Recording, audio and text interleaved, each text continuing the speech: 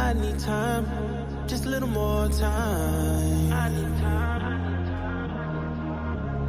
I need time, just a little more time. One more time, one more time. I need time, just a little more time. I need time. I need time, just a little more time. One more time, one more time. Next to you.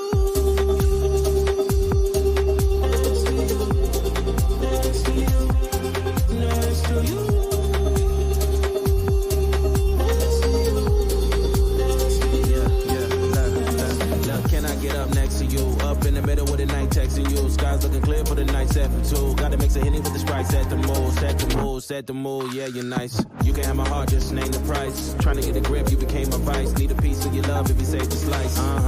Okay, should come around my way. I've been trying to make you bae. That's just something I should say. I'm like, okay, should come around my way. I've been trying to make you bae. That's just something I should say. And I'm like, I need time, just a little more time. I need time, just a little more time. One more time. Next to you.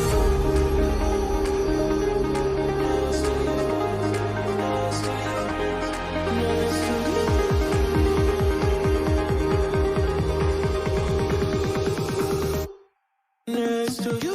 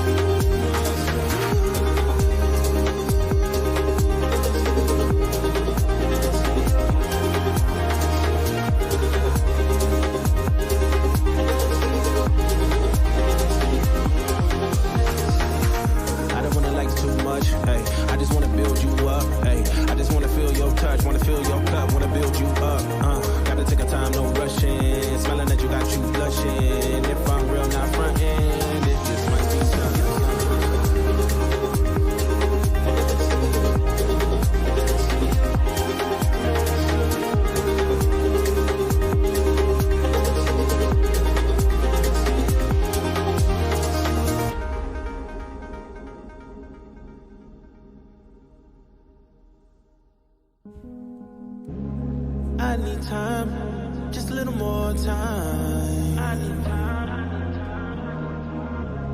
I need time, just a little more time.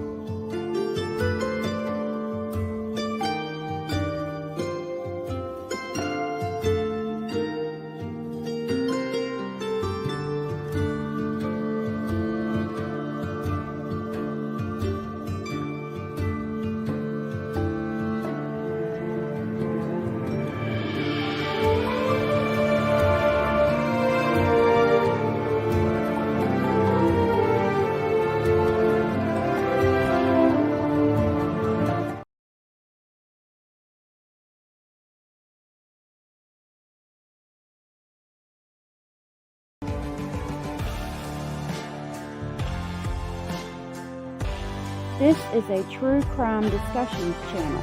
We speculate. This is all just speculation. Because it's true crime, it's for mature audiences only. There will be no children allowed, no exceptions. Everything on this channel falls under fair use. Please remember to like, comment, subscribe, and share. It's free.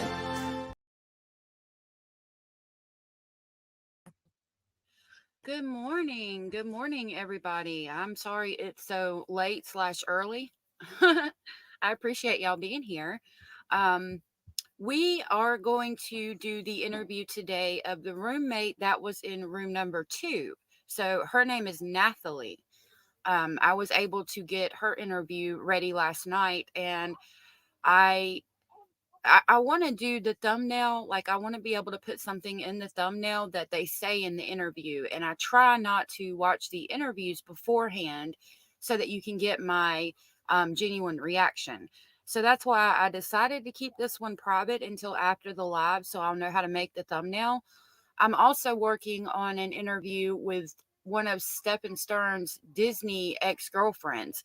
But her interview, she talks so low that I'm having to stop it, like pause it every 30 seconds and then manually type the transcript of what she says. So it's taken me forever on that video, but I am working on it. So I'm going to go ahead and share my screen and we'll jump right into this interview with Nathalie.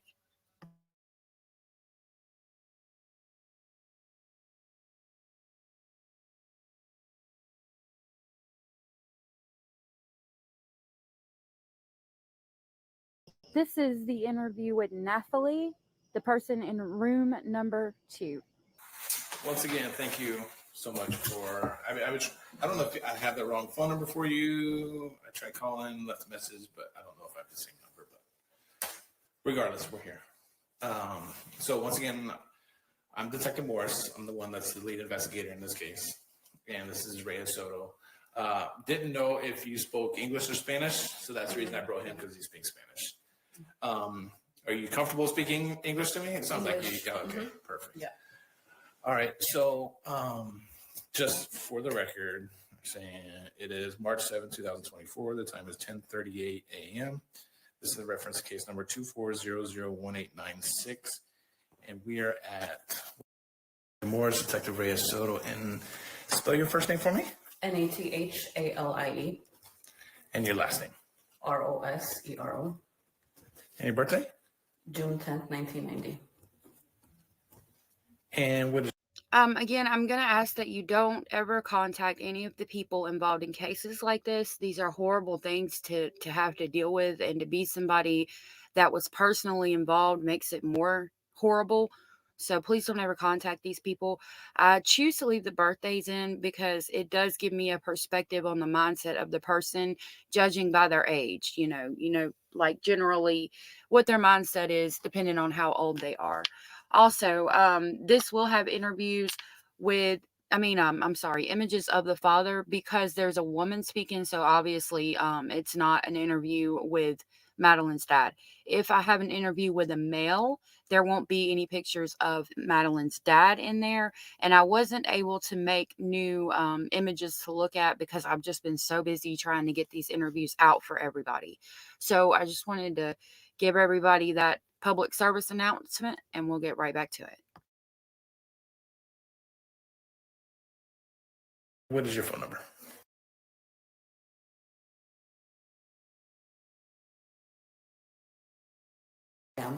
Calls. Because of my work, unfortunately, sometimes my personal number gets used. So I get a lot of robocalls. Right. So I do apologize. No worries. I can save your number and like that. Yeah, when I leave here, I'll give you my cell phone number. Mm-hmm. So then if we have to communicate, then you have that number saved and I'll pop up with it. For sure. So before we start, if I can just get you to raise your right hand. Do you swear and affirm that the statement you're about to give is the truth, nothing but the truth, to the best of your knowledge? So help you God. Yes. Okay. So you're kind of aware of what's going on with Jennifer Soto and her daughter Maddie, and what happened with Madeline. I'm assuming you know. I can tell you because I've been super like blinders. Mm-hmm. I know that something happened to Madeline, more than likely in the property. And that obviously because a child's involved, naturally DCF, and there has, for the sake of Maddie, there has to be a deep investigation. Mm-hmm. That's as far as I know. Okay. So, because I don't Alright. talk to anybody about this. I've been really at home. My boss gave me the time off. So like, I've been just healing here. Perfect. Keep doing that. This is a lot. And being that you were kind of close to the situation, it makes it that much worse for you, you know. So if you have family support and stuff like that, that is the best thing for you, you know. And if your boss is giving you time off, then it makes it even better. Yeah. If you're still So I noticed that it sounded like this woman really cared for Maddie, and it sounds like it's really affecting her, which, you know, makes me feel bad for her. getting paid, but it is what it is. So, all right, I'm just going to start kind of from the beginning. How did you and Jennifer become to know each other? So I first met Stephanie Soto. She's my best friend. Okay. Stephanie is Jennifer's sister. If I'm Yes. not mistaken. Okay. And I'm pretty sure we met in middle school, but we got really close in high school. Okay. And then getting close, like you meet family. I met her mom, and her stepdad, and like little sister. Then met Jen. At some point, once we graduated, all three of us moved in together. And I think we lived together for maybe 9 months, 10 months. Anders, I'm not sure. This is the interview with the lady in room number 2. We have reviewed the interview with the lady in room number 3. That's the lady that spoke Spanish and it had to be translated. I'm sure this interview's out there, so you might have heard it. I haven't listened to it yet because I try to give my genuine reaction, so I'm not sure. But I know her name is Nathalie, and she lives in room number 2. Like I was like 18 and 19. And then Jen got pregnant with Maddie, and then she moved out. And then we all took our separate lives, but we stayed close. And because we ended up having children the same age, we kept the kids together. So Maddie was one of my son's first friends. Okay. So because my son is 12, Maddie's just turned 13. So that's kind of, in that process of raising kids together, like you kind of form like a sisterhood. And with Jen, I always felt a little bit close because we shared just, I guess, similar struggles, like with anxiety. And like, I feel like she was able to share with me, like I was able to share with her, like just anxieties of motherhood sometimes, you know? She's easy to talk to. Yeah, and I felt like I'm naturally, me as a person, I'm very much like, I want my peoples to do good. Like, I don't want anybody around me to fail because that's a reflection of who you are. So even throughout this entire time, I've been helpful, like just trying to like help the family as much as I can. That's just the personality that I am. So I kind of gravitated to her because I felt like she needed that too, you know? So at some point, I needed a place to stay. I was, having lived on your own and then having to come back home. You crave wanting to have your own space at some point. And Jen had the room available, and I still happened to be a master. So I don't have to share a bathroom with anybody. And that's how we get to the point where I'm there. But our friendship spans from like, since I first met her. Gotcha. We just kind of like developed that. Because I was best friends with her sister, we never, till this day, like she's her sister. When did you move into the place in Venetian Bay? 2000, I feel like I almost made it 2 years. In January, it would have been 2 years. Okay, so 2022-ish? Okay. When you moved in, who all was living in the house? Jen, Maddie, there was and I never call her name. I'm very much like in my own world always, but she was like an older lady maybe like 30. I'm sorry. I forget how old I am sometimes. Sorry. But she was like maybe 39. When by 2 years ago, I was moved in. I was 2 years. So I was 32. So she kind of seemed older to me, but she was always to herself, hardworking. And then Angelica, which she lived right next to me. Mm-hmm. And then myself. So we have 4 females essentially. Okay. Live together. At any point between 2022 and now, did anybody move out and move in? The older lady, okay, she moved out. Do you know roughly when? I want to say like 6 months after, like between 6 or 7 months after. After you moved in? Mm-hmm. Okay. Yeah. So summertime of 2022-ish. Yes. I mean, because we didn't live with her for too long after I moved in. Okay. And I'm thinking the span of 2 years, right? Mm-hmm.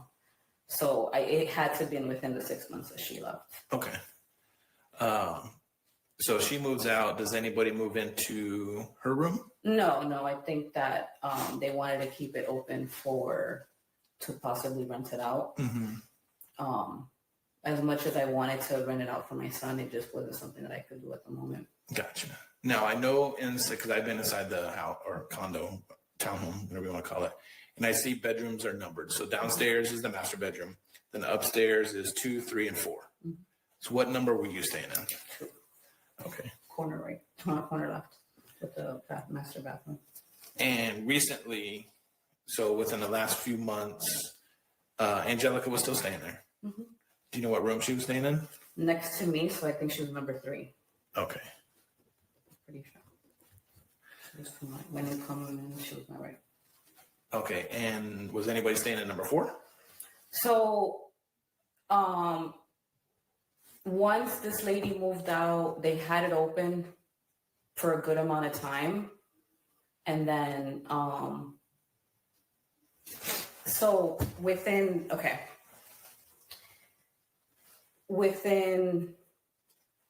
I want to say the time that this lady moved out, at some point, Stefan moves in.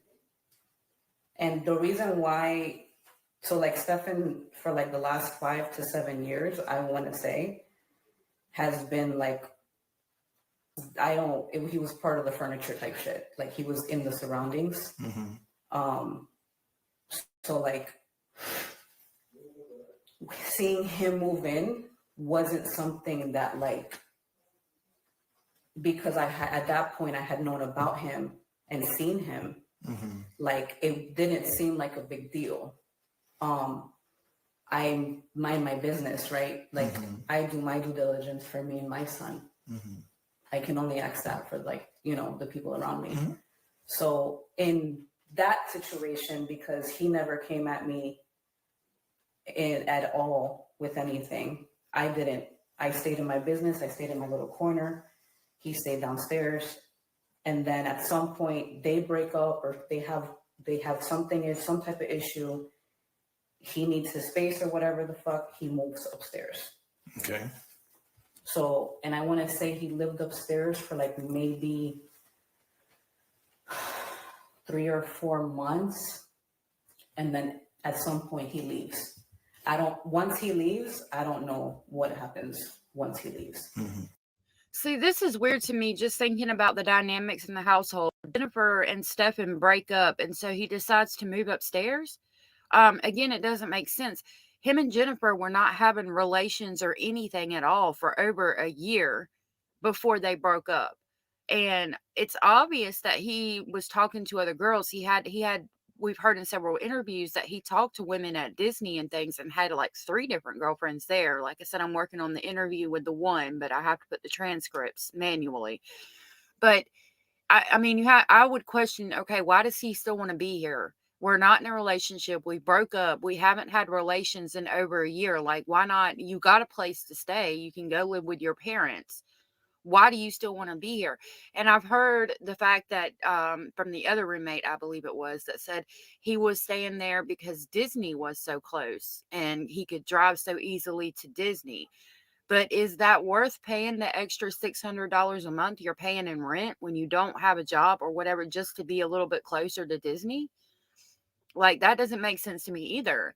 I mean, I'm not going to pay $600 just to be a little bit closer to work. My husband drives an hour and a half to work every day because we're not going to pay the prices that it costs to stay close to his job, because it's right in the middle of like the capital of the state. So, I mean, you're not going to pay prices to stay that close. It doesn't make any sense to a normal, logical person, in my opinion.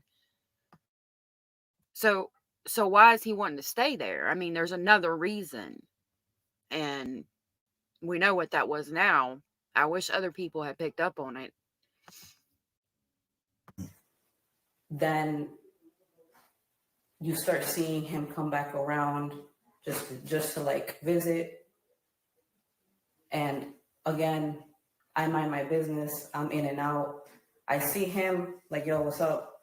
Jen, you good? We keep it moving. Like, that was just like the everyday life, right? Like, that was it. So once he starts, at some point, I guess, at some point I didn't even know he was here. Like, I had no idea. But that room ends up being used for him to be able to be there and help her if like she needed help with the dogs or something like that. Again, what I'm saying now is what pretty much, because I didn't understand why he was here.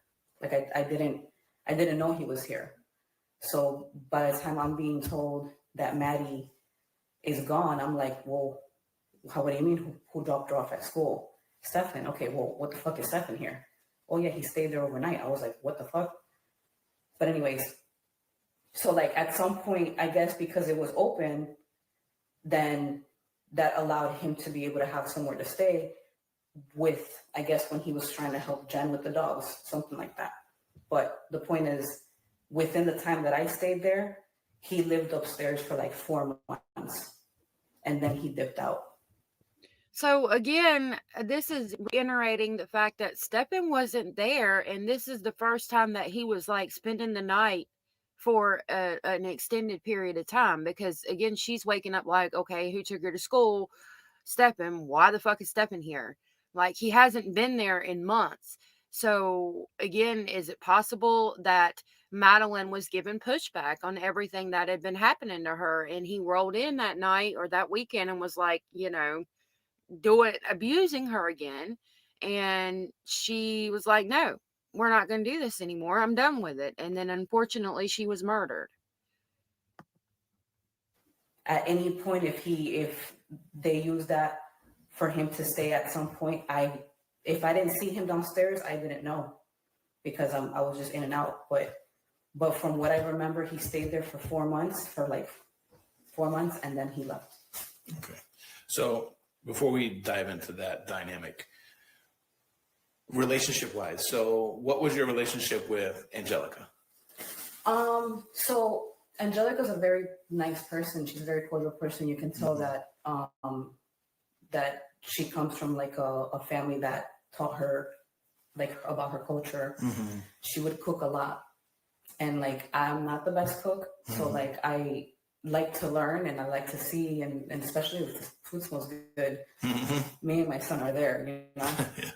So it ends up being like a little bit of like because Maddie was downstairs, we ended up kind of watching her cooking together. But that's as far as it really goes, because again, I'm an operation manager. I work between 40 to 50 hours a week. Where do you work at? It's called Integrity Reconstruction and Roofing. So we work in like plumbing and service industry, like the service, like plumbing industry. So we go to people's houses and Gotcha. Yeah, like fix their plumbing. Mm-hmm. But anyways, I pretty much run like 3 different departments. Mm-hmm. So I'm just always like in and out. But as far as like every time I talked to her, it was really pleasant, high and by. If I sat down and spoke to her, it was like we had like a Valentine's Day type of situation, because like we were all like at that point single, and like it's especially for her, she doesn't really have anybody out here. So like we just try to do something special together, and I get to know her and her situation, but it wasn't anything like I'm not like, even to now, if I check in with her, it's just to make sure she's okay. But like, am I talking to her every day? I never really spoke to her every day. If I spoke to her because I saw her in the kitchen cooking, essentially. So when you would live there, you said a majority of your time was spent in your bedroom. Any point that you would hang out in the living room? I know some of the living room was partitioned off for Maddie. Yeah. Did everybody kind of gather around the living room, or did everybody pretty much stay themselves in their room? So, if we gathered, it was because either like I was cooking and Jeremiah and Maddie were watching me cook, or we were having a birthday get together or Easter get together. Like we try our best to keep the kids together throughout the occasions, just because all of us are so busy throughout the week. And when I mean us, I mean like the group of kids. It was Maddie, Aloysia, and Jeremiah. You know what I'm saying? So like those were the kids that were typically together, and Aloysia's sister. Who's Aloysia? It's Stephanie's daughter. Gotcha. Okay. Yep. So those were the moments that we would really congregate around that area. But as far as on a day-to-day, I was mostly upstairs, because if we were home, it's because we had finished going to school, picking up the groceries, taking my son to therapy. The errands of the day were done, and our time to kind of like calm down, start our night routines. That's the time that we were pretty much home. Is during the time that we're settling down, going to sleep, because then the next morning we're back outside. Either whether it's the weekend, we're out, we're either walking, hiking in the lakes, trying to keep ourselves busy. If I was home, it was momentarily take a nap, get ready, be out again, parents' house. So I just intentionally, for my son, I try to keep myself really busy, because I work so much throughout the week. Gotcha. So if there wasn't really, in my eyes, the only time that we were really downstairs were when we were celebrating something or having like a special like little event or get together for the kids. All right. So Stefan, how long? Okay, so you've lived there 2 years. Was Stefan already living there at the time, or? So I know, and like I said, he was very much. It seemed like he was part of the furniture type, like. He was just around for so long in the background that like I want to say that when I started living there, he was already like, if he wasn't moved in, he was already like settled in type. Would it fair? So Anders was saying this earlier. That's a weird thing to say. He was part of the furniture, like just saying that basically he was in the background, just kind of there, right? Maybe say that he was already established there, like clothes and. I think so. Like belongings, but like really in her life, yes. Like like he believe me, like, and it's so weird knowing just the all little stuff that I know now because you're around someone for so long, and it's like you don't really ever know anybody like at all. But anyways, unfortunately, seeing him wasn't something like I said, he was part of the background. What was your relationship with him? So I don't like, my only issue with him really was that throughout the time of, if they ever had like a fight or a breakup, the venting that I received from Jen was that, he didn't provide at all. He didn't like, so, I mean, I have my expectations for someone that I'm with, and like, we share those expectations, me and Jen, and he just wasn't living up to that. And it was mostly because of whatever mental health stuff. Listen, everybody has a mental health. I don't want to judge anybody, but those still got to get paid. And that was always my issue. And when I don't like to be ingenuine. So when I feel that way, I keep you at like an arm's length. Like I don't really get close to you like that. Like if I can't really fucks with you like that, like I'm not really around you being fake like that. So that was how I kept him. And again, very much part of like the scenery. Like he didn't stand out to me. Like, would you consider him a friend? No. Okay. No, because I never spoke to him outside of the hi and bye. I never had his number. If I know anything about him, it's because Jen would vent to me the issues that they would have as a couple. What kind of issues would they have? It's the having to, he was at the house and like, because he lived there longer than I did for sure. So, just not bringing in money of his own, really, not being able to hold a job and really whatever mental health issues he had, being that the crutch of why he can't do and operate. Now, did you form this opinion prior to all of this happening within the last week? So again, this is telling me about Stefan's narcissistic personality. He's very much about, I'm feeling this way. These are my emotions. Just like Jen, I can't deal with your emotions. The weight of your emotions is too heavy. I'm going to stay here. I'm not going to work. I'm going to get a job, keep it for a week and then quit. Those kind of things. Just, again, selfish. Or have you talked to Jen and you kind of came up with the same? They've been together for they were together for 5 or 7 years between that. And this is feedback from all these years. Okay.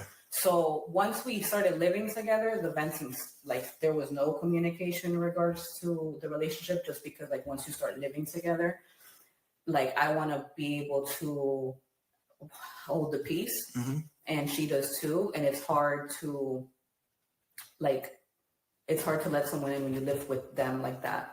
I don't want, if she ever needed to talk to me about anything, I know that she would. But when we started living together, we didn't talk as much as when we did when we didn't live together. I would see her every day.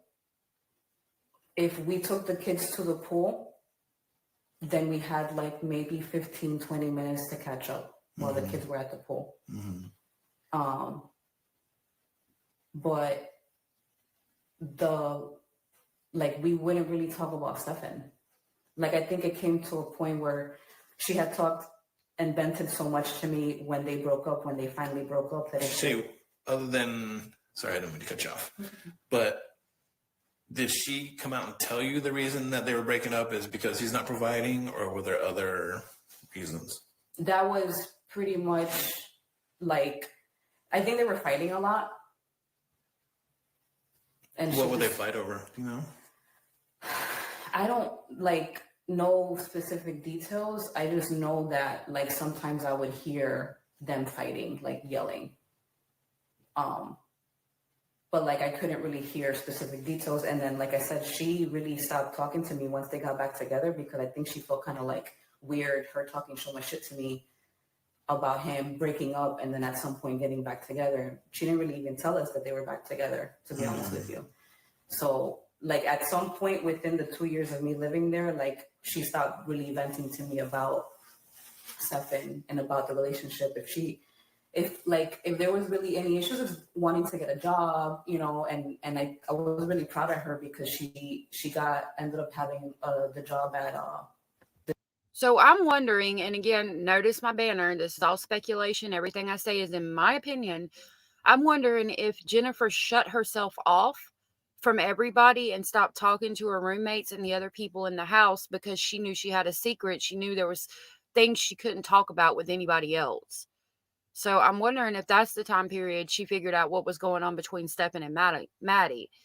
Because if you were in that situation, you would shut yourself off, because you can't tell anybody about that if you're condoning it for whatever stupid reason.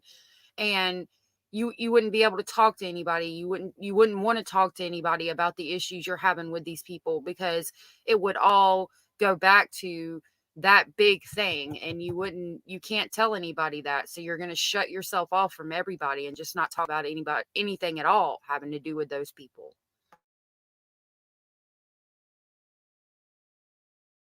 The Disney concierge, and she was doing super well, like in that mental aspect.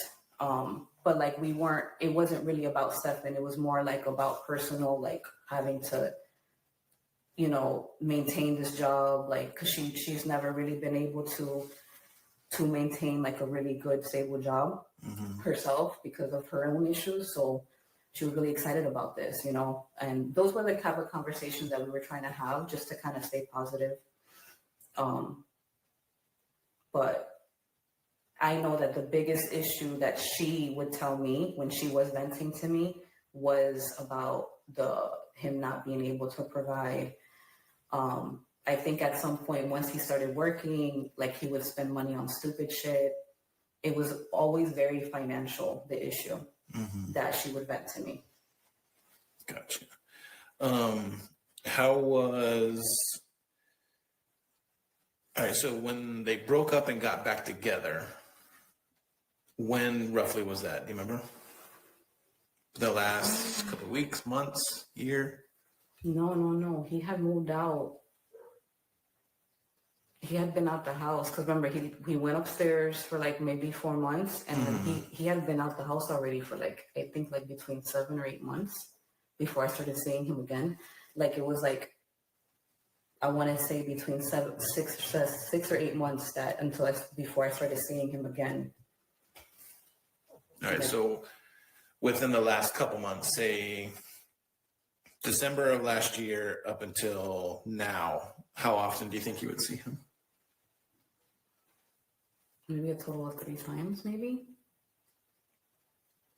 I think. Anything like significant why he would be coming back? Or just random times? Or I think the first 2 times I believe he just would stop by. I want to say. Did Jen say why he would come by? No, if I saw him, it was because I literally physically saw him, like sitting in the chair where he sit, and I like again just, hey, good Jen, good, and then just go upstairs. Okay. All right. What's your work schedule like throughout? Like, is it pretty consistent or? Yeah, I have to be, because I go by my son's schedule. Oh, okay. So I try to be out the house between 7:45. Well, I have to be out the house by 7:50. But like 7:45 is the time that I'm trying to like be out. And from there, I drop my son off here so that my parents can take him to school. He needs to be at school by 9, and I start work at 9. Gotcha. So I'm typically here between 8:15 and 8:20, and then it takes me about 30-40 minutes to get to work, depending on traffic. And I work in Ocoee, the office. Okay. So I'm there until Monday, Tuesday, Thursday, Friday. I'm there between 9. I get there and 3:30. On Wednesdays, I'm there between 9 and 2:30, because Wednesday's early day. Early day, right? Yeah. And I'm assuming he goes to the street right down school, right down the street. Okay. Yeah. So that's pretty much the office work. Once I'm done with that, we either have dinner here or I make something at home. So we could be home between, and that's like, let's say if I don't have to pick anything up, we're home between 6 and 7. We're home between 6 and 7. I finish like an hour of work. He finishes his homework. Then we start getting ready for bed, and we're tucked in by 8:30. I either fall asleep with him or I stay up watching TV and finishing work until I fall asleep. Gotcha. Okay. All right. I'm going to now dig into kind of more detailed information. But before I start that, I know you and Jen are friends. You and Stefan aren't necessarily friends. You and Angelica are kind of acquaintances too. And these type of investigations and the seriousness of some of these crimes, we need to get very, very detailed on specific things. Okay.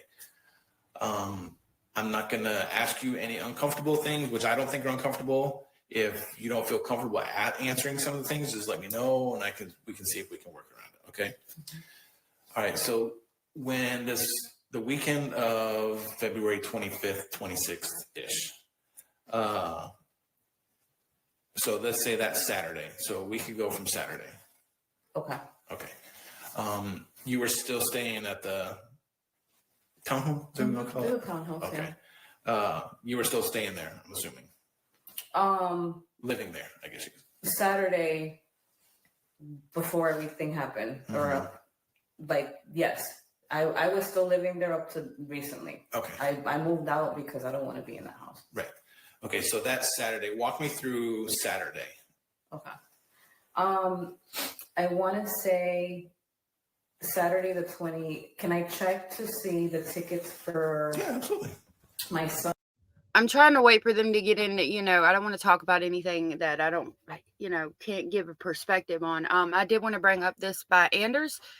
She says, Dr. John from Hidden True Crime thought that Stefan was abusing Jen too. For example, how he was seen hovering in the background of Jen's TV interview. That is true. That's very possible. A lot of time with narcissists, like, for example, I've dated some before, and when I would talk to my family on the phone, I had to put it on speakerphone so that they can listen to what you're saying and hear what you're saying. And if they don't agree with something you're saying, you're going to hear about it later. Controlling your thoughts, your voice, your opinions, your feelings, they control everything. And so basically they're saying that, by him sitting in the background of the TV interview, he's, hovering over her. I'm right here, I'm listening. Don't say anything you're not supposed to. Don't you mess up. Don't you give too much information. I'm right here, I'm listening. You better make sure you're doing right. That kind of thing. And it's very true. Son likes anime, and a new Demon Slayer movie came out. I just don't know if it was that weekend or the last weekend. These last couple of days have been like one blur. Okay, so today is what day? Today,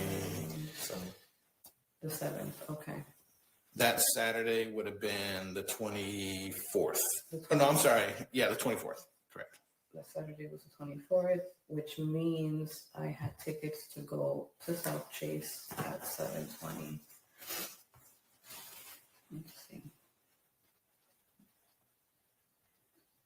Okay. Yeah, we were watching this movie at the South Chase Theater. Okay, in the evening of Saturday. Yeah. Okay. So we were there for 2 hours starting at 7. Well, it's like an hour and 45 minutes starting at 7:30. Okay. During the day, were you at home? Let me think that day. Because we had a late evening, I believe, I'm just trying to think, because we're always like in and out. Mm-hmm. If I was home between, we left by 6:15. So from 6, okay. Because was that Sunday? No. I'm trying to think, because we went to Lake Eola. Give me 1 second. Mm-hmm. Let me look up my financials. I pay everything by card, so. I don't think anybody pays cash for anything nowadays. There's some places that don't even accept it. It's kind of scary. Okay, the 24th. Let's see.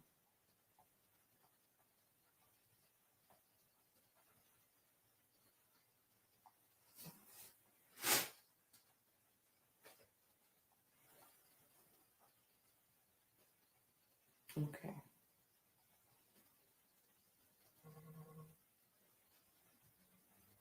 Okay, I don't have anything on that day, so that means we went.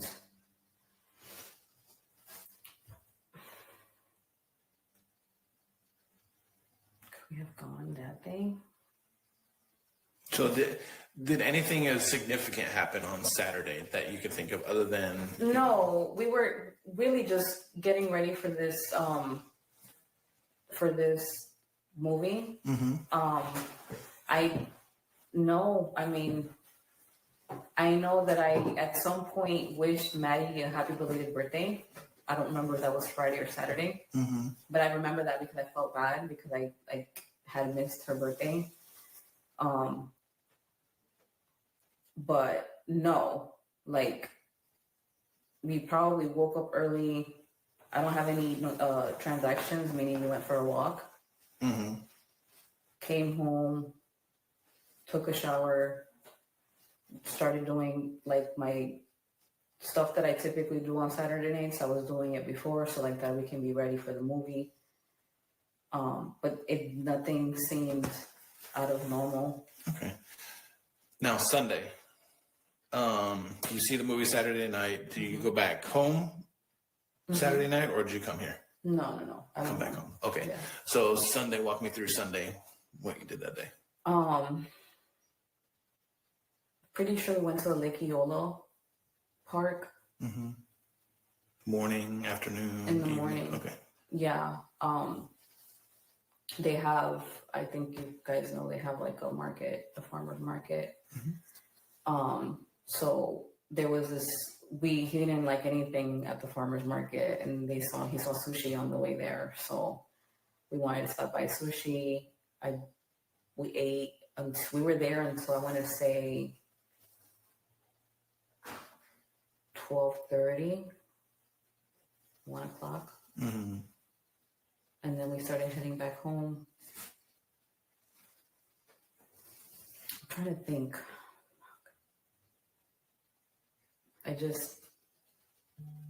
The moment that okay, let me think. So I'll just try to help you out a little bit. When you get home, is anybody home? No, I got home a little bit on the earlier side because we had gone out so early, and we had been walking around, so my son was tired, and we kind of just ended up staying home by by 6:30. We're watching a movie snuggled up. By again 8 o'clock, he's knocking out, and my Mondays are always really hard, so I try to get some sleep before.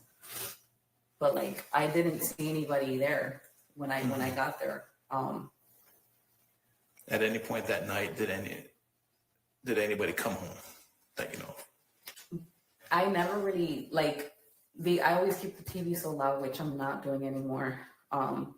But no, in my little corner, I never really paid attention, I guess. But no, I once my son falls asleep, I can rest and I just kind of knock out or go into my own little world. Do you keep your TV on all night? I have a really bad habit, yeah. Okay. All right. At any point on Sunday evening, Sunday night, did you see Angelica, Jen, Maddie, or Stefan at all? No. Okay. I didn't even know Stefan was here. Okay. So Monday morning when you wake up, you said you are adamant that you got to leave by 7:45. Okay. So your routine, I know there's a bathroom upstairs. I don't think it's necessarily attached to your room, right? You got to come out of your bedroom to go to the bathroom? No, it's inside. And okay, so yours is It's inside. a master. Got it. Okay. So your routine is get up, you do whatever in the bathroom, come out, get changed, get your son ready, and you guys go. Okay. Now, when you go and you're leaving your bedroom, did you see anybody that morning? No. Okay. Did you hear anybody that morning? No. Okay. When you were coming out of your room, you have to pass bedrooms 3 and 4. Is that right? Okay. Were either of their doors open? No. So they were closed, or you don't know? Door closed. Okay.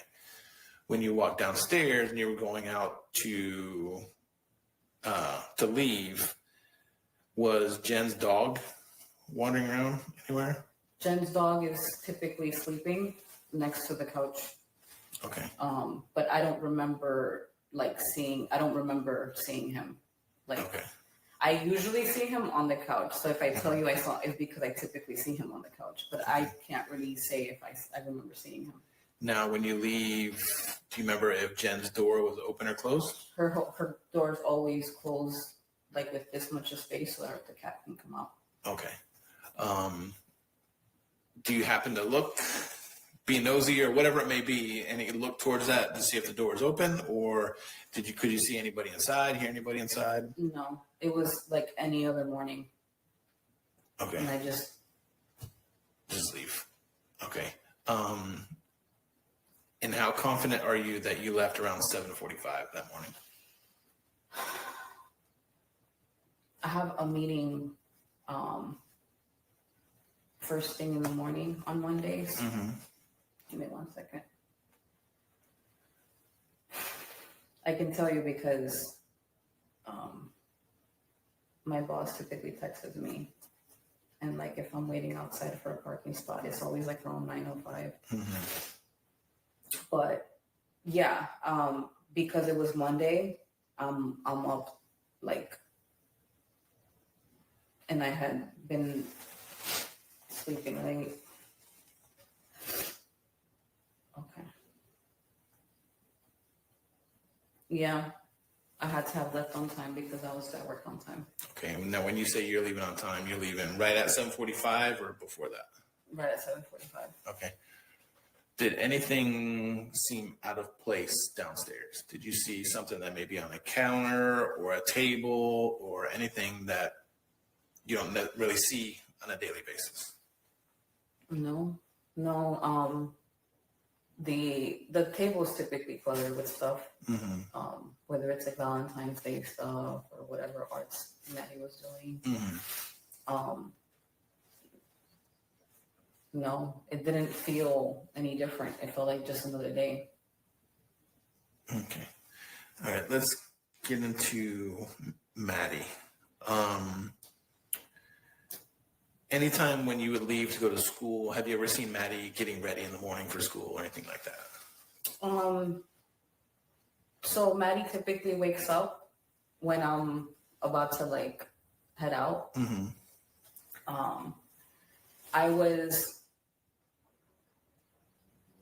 I make my son's lunches. So I'm like downstairs by like 7:40 making lunches. And sometimes I would see Maddie get up, but then sometimes she was late. So it was really yes and no. And then I think that there were times where she may have been sleeping over her grandma's house. Mm-hmm. So like, where would Maddie typically sleep? In her room. In the little partition area. Okay. Yeah. Now, have you ever seen Maddie?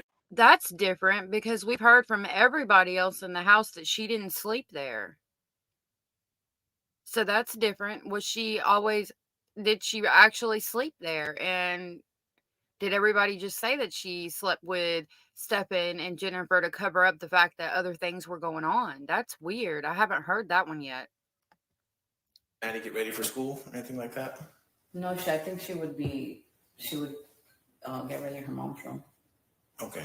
Yeah, no, like if I'm downstairs, it's for that moment, and then I go back upstairs. All right. Do you know, or have you ever talked to either Maddie or Jen, when Maddie gets ready for school,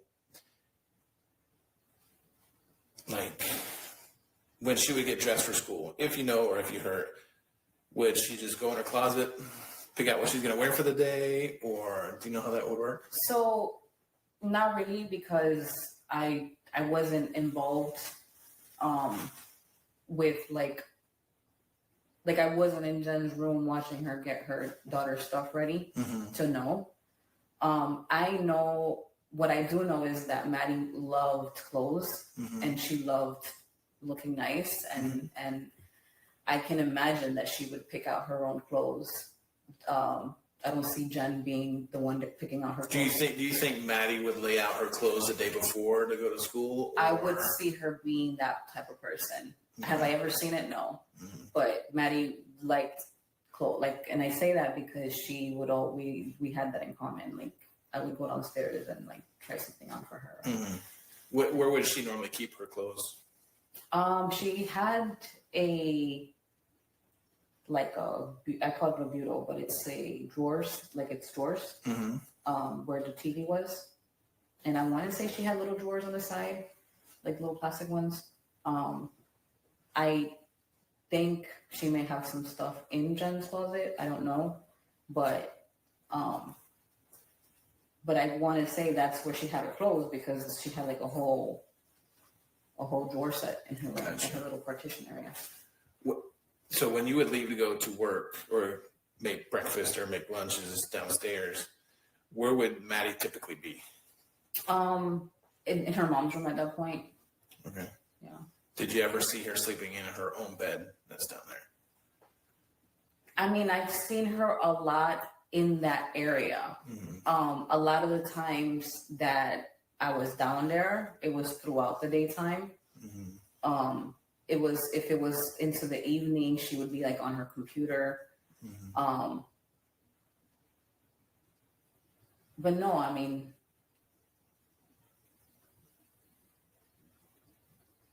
no, I guess she had the area closed off too, so I guess I never really saw her tuck in. Like, I was always like in and out. I mean, she would be in there all the time, but as far as like a full night's sleep, I guess I don't know. I wasn't paying attention. Did they ever talk about if Maddie would sleep with Jen? I mean, I want to say, yeah. So that was corrected. She said she didn't ever actually see her sleeping in that little area. So it's very possible that she didn't. So panel means that you click that link that I just put up there, and then you'll be up here on the video. Like, my picture is you see my little avatar and my picture. So that means you would come up here, like you click the link and you go into StreamYard and you put in your name, and you can either leave your camera on or turn it off. And then it brings you up on this. So on my live, on the video, you'll be recorded speaking to me, and we can talk about, like, you can say your thoughts and opinions, and we can talk about it openly. And people would hear your voice and things like that. If that's something you want to do. Some people don't like that kind of stuff. Some people do. I try to share the link. So if anybody wants to come up here with me and like talk and have your voice and thoughts and opinions heard, like on the video, on the live, you can. But I always forget to post it. So I actually remembered this time. So if that's something you'd be interested in, then you just click that link and follow the instructions. And then you'd be up here with me talking.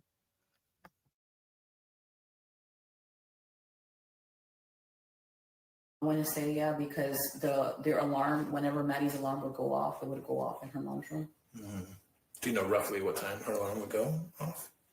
Like 7:40, like 7:35, 7:40. Okay. Only because I heard it. And that's around the time that I'm getting ready to leave. Got it. Okay. And typically Maddie would be in mom's room. Whenever, yeah, like in the mornings, yeah. Okay. Have you ever known, before I answer that, what was the relationship between Stefan and Maddie? I always saw him because they had been in each other's, like, and he had been in Jen's life for such a long time. I always kind of felt like that was a father figure to her. I say that, like, I say that really brokenhearted right now, but that's the way I saw it. Like, I saw him, making food and like taking out the dogs, taking out the trash, and like being that type of person in that, like, that type of role in their lives. I think that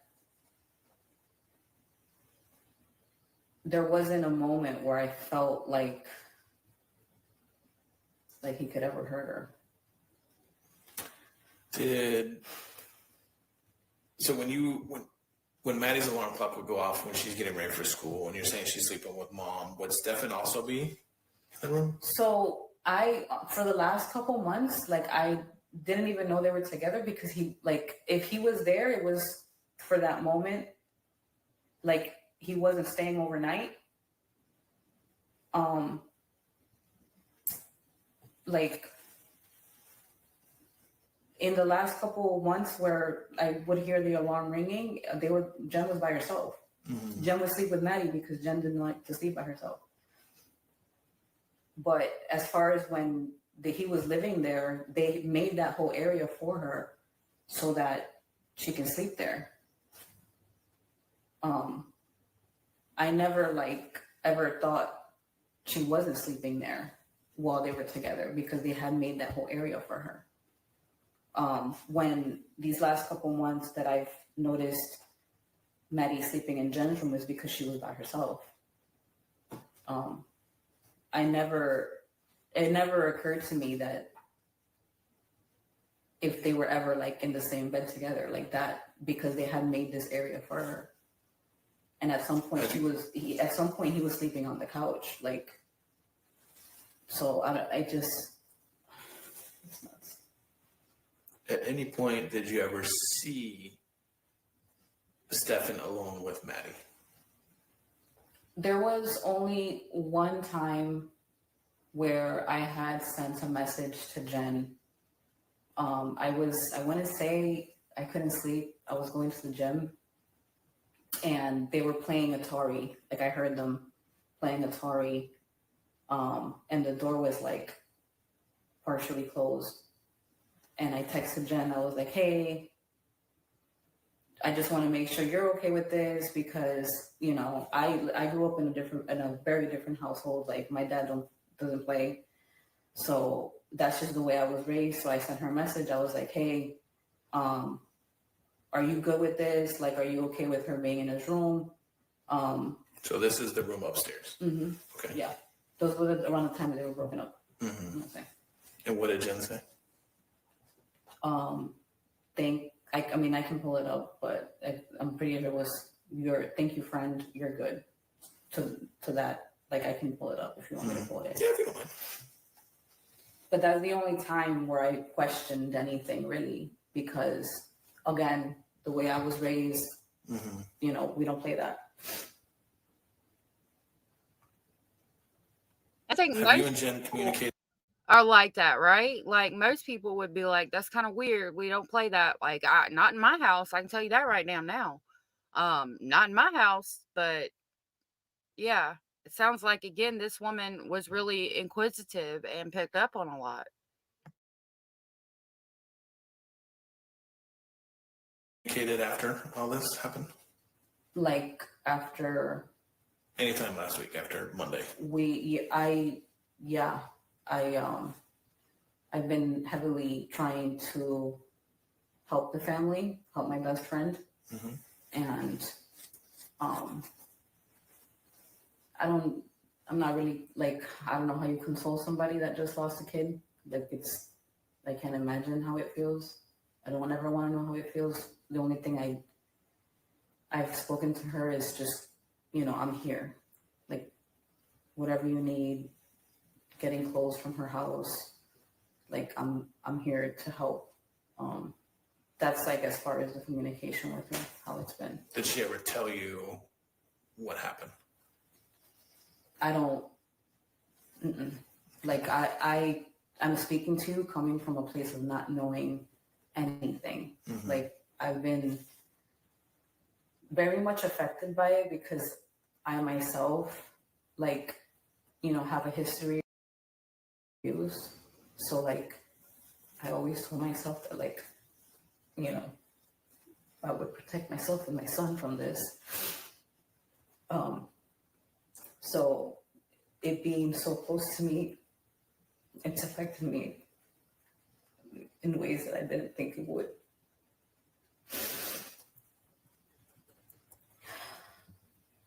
That's so sad. I hate that she's dealing with this. Yes, Anders. Virginia is a southern state. I think the Mason-Dixie line is either in West Virginia. Not sure where it falls below. It's either it goes above West Virginia or right below West Virginia. But yeah, it would be southern. Southeastern. Even though it seems northern to me, but that's probably just because of where I'm located. Like, it's definitely southern. I would definitely look at West Virginia as a northern state, but Virginia is north of me, so I don't think of it as being southern.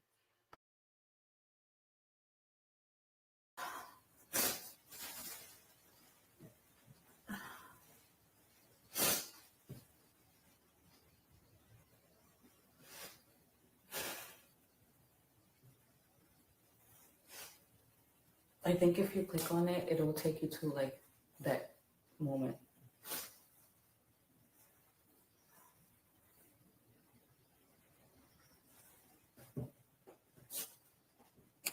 Did you have any other text messages between you and Jen about Maddie or Steven or anything like that? No. Okay. All right. So Sunday night, going into Monday morning, did anything stand out to you? Did you hear any noises? Did you hear anybody walking upstairs or downstairs? Or when's the first time you heard about Maddie going missing? Stephanie called me, I think around 6:30 Monday, asking me if Maddie had gone home because they were looking for her and she never made it to school. The moment that call came in, I went straight downstairs and I checked. Yeah, I know who Dolly Vision is. I saw him with the Quentin Simon case. That's when I was first introduced to him. I heard he had a heart attack, and I really hate that he's having to deal with that. I'm glad that he got better. I don't watch Dolly Vision. He has a lot of clickbaity titles, and I don't like that. I can't stand clickbait. That's why in my titles, I try to state like what it is and give you maybe an excerpt of it. I can't stand clickbait. Like clickbait, if I see that somebody's doing clickbait, I will like just stop watching the channel completely. JLR does the same thing. And it irritates me. So, but I mean, he seems like a nice guy from what I've seen of him. I've never really watched him a lot. Checked the bathroom, Jen's room, and her room. Did you see anything and that looked different to you? It was weird because it was like everything was bundled up. And I don't know if this is how she typically like kept this shit. When you're talking about her, is that Maddie or Jen? Yes, Maddie. Okay. Maddie's bed. It was just bundled up like if somebody was there. So when I went to grab it, thinking maybe it was, it was a whole bunch of like clothes or like blankets rolled up. Was that normal? Maddie wasn't like always the most tidiest person. And she kept that partition pretty close to not be able to see it. Like Maddie struggled with like organization and stuff. But it was weird because I was looking, like at that point I'm looking for her and I see like clothes bundled up and I'm like, oh my God, yeah, it's her. Like, but no, I wouldn't be able to say if that's her usual thing or not. But it was just, to me at that moment, weird because like she's missing and this thing is bundled up. Like if she's supposed to act like she's there or something like that, like it was just really weird at that point. But I mean, for me to sit. That's really sad to hear because I know that she grabbed that blanket hoping that Maddie was there. I know she saw it bundled up and I could imagine her grabbing it thinking that Maddie's there and then finding out that no, it's just blankets. I mean, like the adrenaline, your heart pumping, thinking you found her, that's a really sad thing to have to experience. Sit back and think if she ever kept Like sometimes she didn't do her bed. She always had pillows like all over her bed.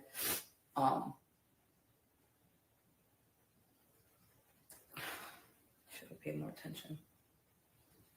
When you left, do you know what kind of car Steven drives, Stefan? So I end up finding out he's driving this, well, I don't know if it's Lincoln or whatever, but from when I've known him to the last time that I thought I saw him before this whole thing, it was a brown Honda Civic 4-door. Mm-hmm.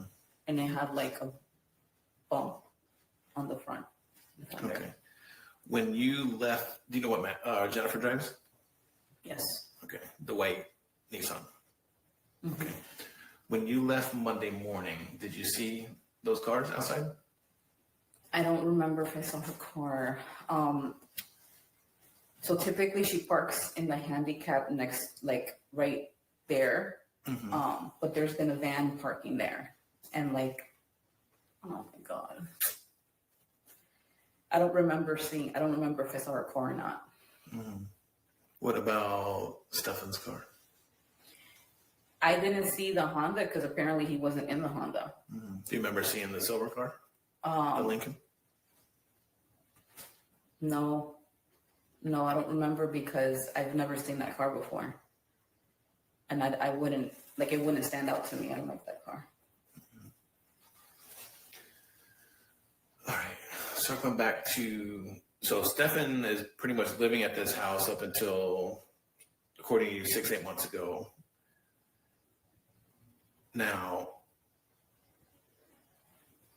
did you ever see Maddie coming and going from his room or Jen's room? I know you said the only time that you've known them to be together is when you text Jennifer about that time. Mm-hmm. Is there any other times that you would see them together? No, it was always like they were always like the three of them. Like it wasn't.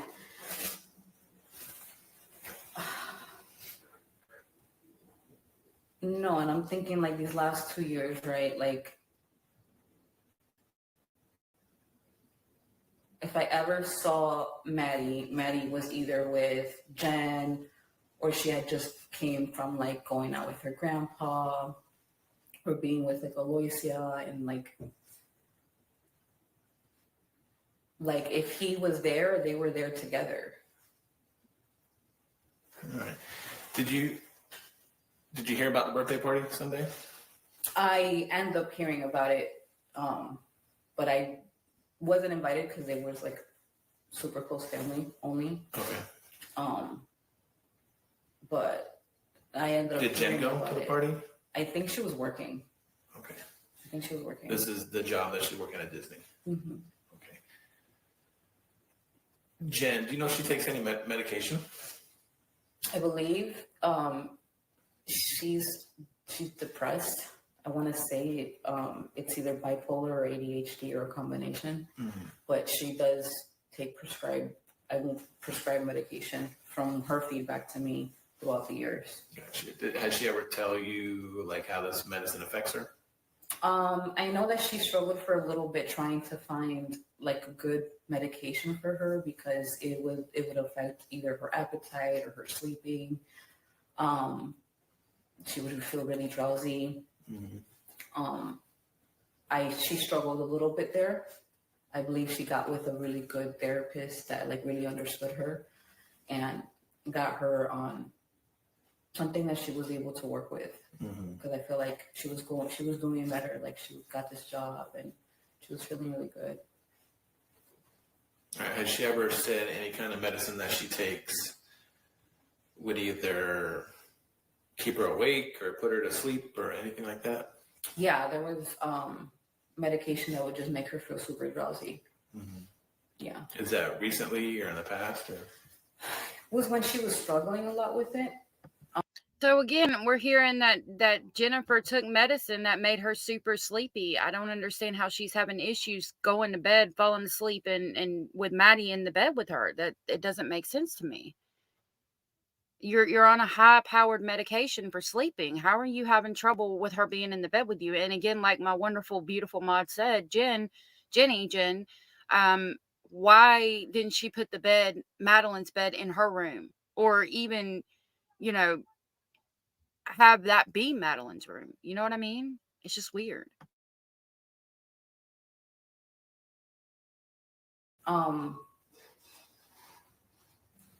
There is, like, there was a night where somebody was trying to get into her car. Like, it was super random. And I was, again, heading to the gym, like, at 1 o'clock in the morning.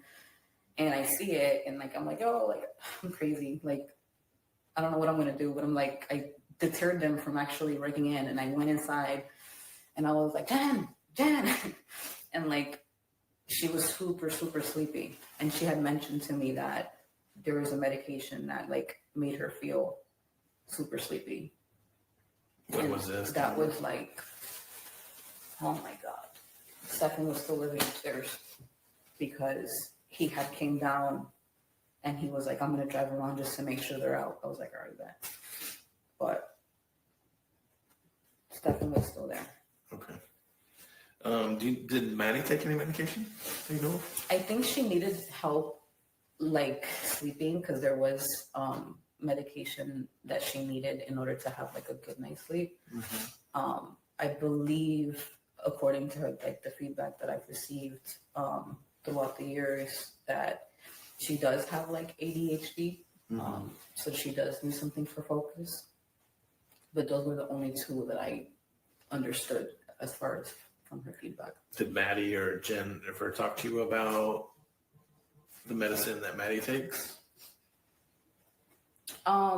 Not in detail, like, as far as the name of it or anything like that. I just know that she would vent if, like, they missed it, and then she would feel the after effects of not being able to sleep or anything like that. Like, that's when we would talk about it. When it's like, oh man, like, I got to get Maddie back on the regimen, because if not, like, she's not gonna get sleep, things like that. Gotcha. But it was never, like, details as far as, like, I don't know what it was or anything like that. Did Jennifer ever talk about Maddie to you at all? Very general motherhood stuff. Nothing, like, super, like, it was always very much like, oh my God, school, and the kids growing up, and Maddie with her struggles and ADHD, and then my son is on the spectrum, so we kind of bonded over that, like, different like research stuff that like, that's how we bonded, is because she's really good at that. She likes to know stuff, and I like to know people that know stuff. So but it, Like to know stuff, except for turning a blind eye to what Stefan is doing to your child, you know. But we don't want to know that, but we want to know other things. Look, studies and things, articles, but not what Stefan's doing to your daughter. Okay. like, teenage, like, attitudes, excited for trips type, trying to think, like, anything super, like, dramatic or anything, because there was never anything about, like, boyfriends or anything like that. Like, we still looked at the kids like babies, like kids. We would take them to the pool all the time. Like, let them kind of just chill. But Did Maddie and Jen ever argue at all? yeah, I mean, I think that they had their share of mother-daughter arguments. At least that's how I perceived it. Being that, like, a mom now and still a daughter, like, I always perceived it as that. I never heard anything that made me think it wasn't outside of that. But yeah, they would have their arguments. All right. Now getting to more difficult questions. It's always out on the news. That's a great point, like Jenny. that Stefan may have. Okay. What do you know about that? And here's where I want you to, as tough as it may be very detailed and truthful for me. I never would have thought that. Like, I have my own trust issues, right? Because of my own experiences. And you think that you have like a good power of discernment and trying to like spot this shit out. I never thought that anything would be inappropriate. Like, if I ever saw him do anything, was just be like a fatherly figure in a way to her. It's deeply upsetting to think that. And like I said, I have my own reservations. I don't bring people around my son like that for my own reasons. I only trust that my friends do their due diligence with the people that bring around their kids, because obviously it affects us. But I would have never thought about like him really doing stuff with her like that. Like, I don't know, like,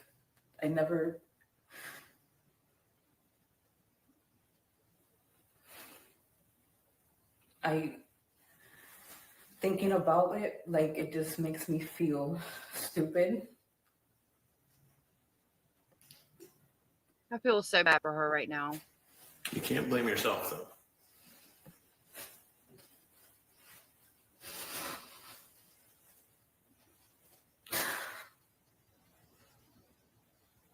Sorry. That's okay.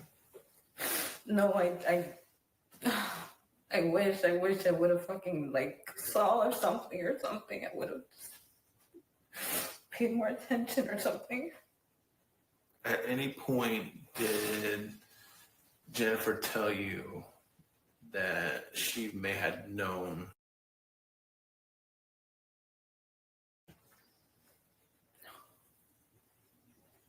No. I mean, I'm very vocal, like, on the way I feel about stuff. And I'm thinking about our kids, man.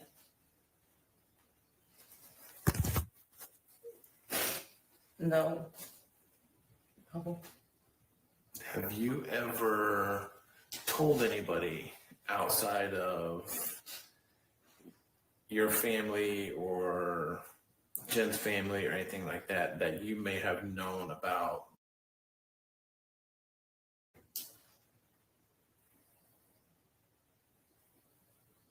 No, I mean, I never would imagine that this would be happening.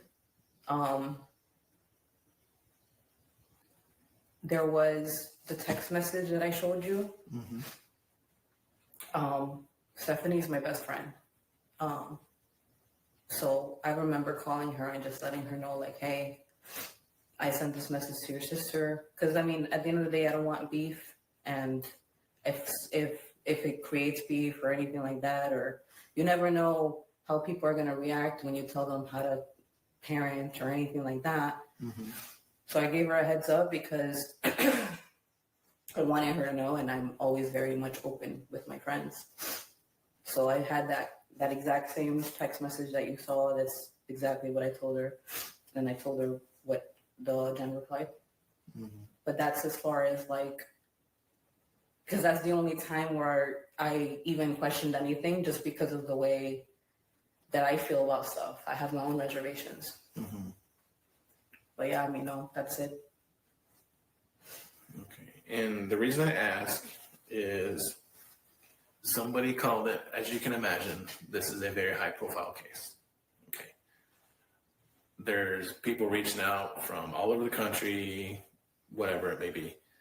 But somebody called in a tip to me saying that you may have told somebody that you knew what was going on. Mm-mm. Okay. Promise.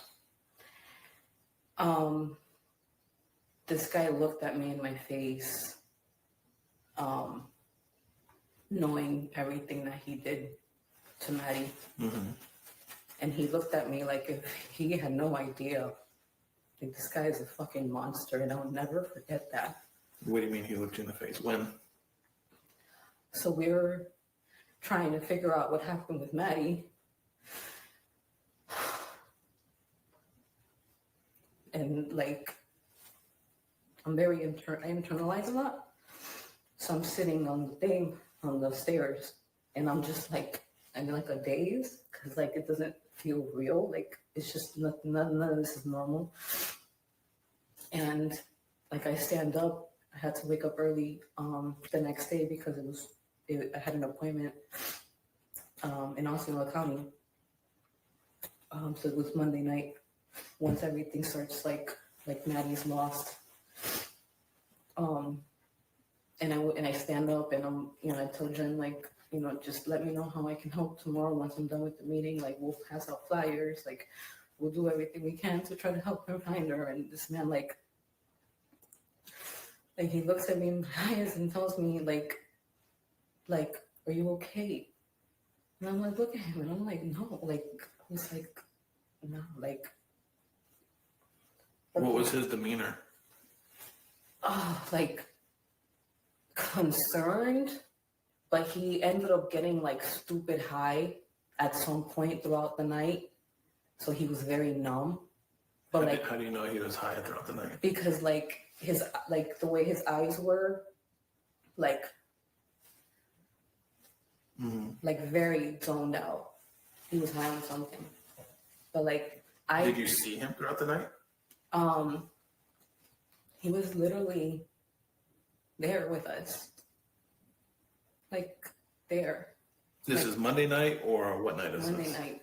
Okay. Yes, he's there. He's like acting concerned, and like me and Angelic are like Jen is in pieces, and like, no, sir, I promise you that I'm not gonna say this, but I don't like that shit, bro. Like,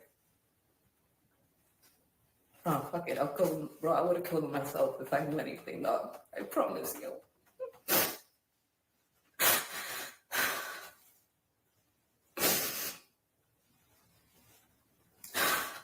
This is really hard to listen to. And I'm with her on that. Like, I would have killed this motherfucker myself if I had known.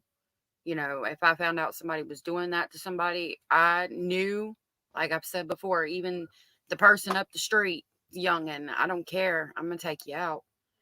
Anders says, wasn't it here who told Jen in a text it was kind of weird that the way Stefan and Maddie were hanging out in Stefan's room, and Jen answered, thank you.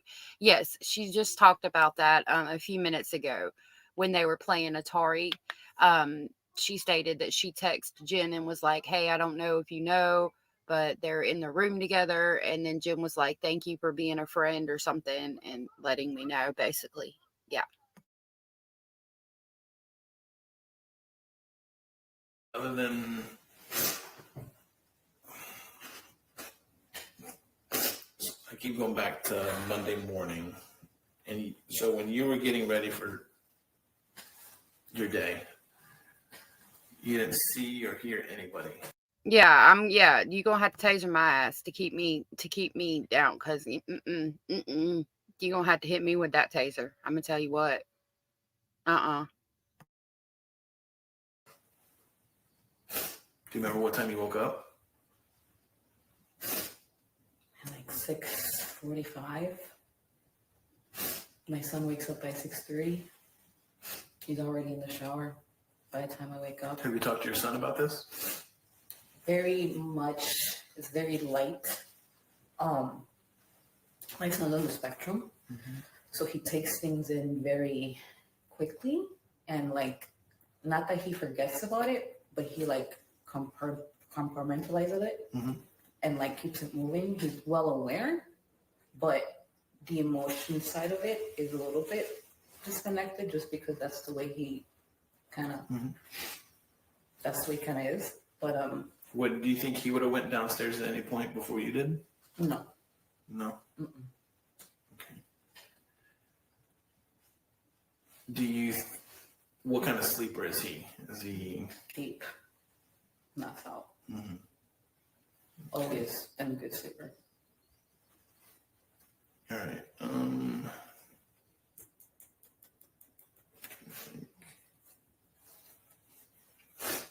So you wake up 6:45. You do your morning routine. Did you fix lunches and stuff like that day? Mm-hmm. Okay, and you didn't see anybody. No. So when you fix lunches, is that right before you guys walk out the door, or okay? So if you're leaving at 7:45, so 7:15, 7:30 fixing lunches, or No, like 7:35 to 7:40. I'm downstairs. There's a quick sandwich. Everything else is like packaged. So I just grab everything, put it in there, go upstairs, get them out the door by 7:45. okay, So it's all within 10 minutes, pretty much. okay. And you didn't see Stephen or Maddie at that point. Could you hear if any tussling around, if Maddie was getting ready for school, or if Stephen was getting ready to take Maddie to school or anything like that? Would you have heard it? I mean, I was like, every time I saw Maddie, I would address her. I would say, "Good morning, babe. Good. How you doing? Like, you okay?" Like, if I would have seen Maddie, I would have addressed her. So yes, 100%. Okay, so the times that you've heard Maddie maybe waking up or anything like that, is it noisy? When the only reason like I see is because I see her coming out. So, but Monday morning, dead silence, or I didn't see her at all. okay, dogs barking, cat meowing, anything? No, at that time, Saber is not barking. The cat is still typically in Jen's room.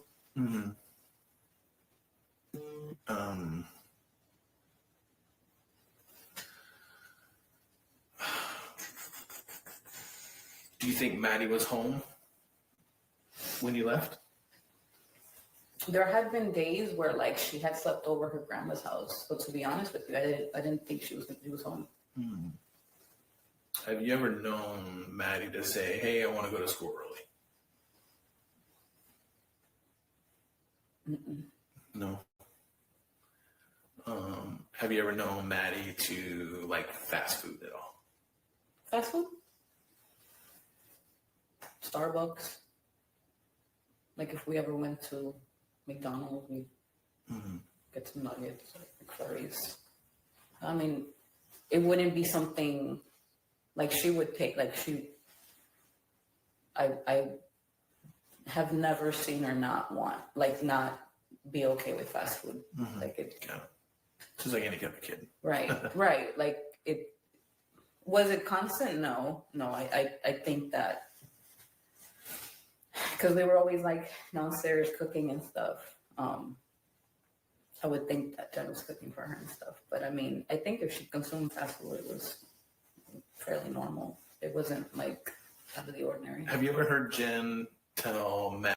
I think she said she left at like 7:45. I could be wrong on that though. I think she leaves between like 7:45 and 7:55 from what I understood. Maddie or anything like that she wanted Maddie to go sleep somewhere else so Jen could get a good night's sleep. No. If Maddie was sleeping somewhere else, it's because either Jen had to work late or she was just sleeping over grandma's house. But I've never. No. Have you ever known Maddie to sleep with Jen and Stefan in the same bed? I've never known about that. I have had so many thoughts in my head since everything happened. I don't want to like confuse what I felt before with what I feel now. But no, like in my head, the way this went was that somebody was sleeping on the couch before they opened the partition area. They opened the partition area so that Maddie can sleep there. Like that's how things went in my head. What is your gut telling you what happened? It's very confusing, in the sense of like, because this man looked at me in my eyes with no, like acting like he didn't just do what he did. I feel very insecure. Just in general, the way I view people, I guess. Maybe I'm not as smart as I thought I was type. I just feel really insecure about everything because it just makes me feel like anything I ever knew was not right. Like if this was really going on, like when we didn't see anything, like that's how I feel. I feel a lot of guilt. Like I feel like, man, were we just not paying attention? Like, I don't know. That's Do you think Stephen had something to do with this? What? Do you think Stefan had anything to do with this? Oh my God. Taking the equation out, what you know now. Right. Leading up to it. Like before everything went down, dude, I would have never thought that this would happen.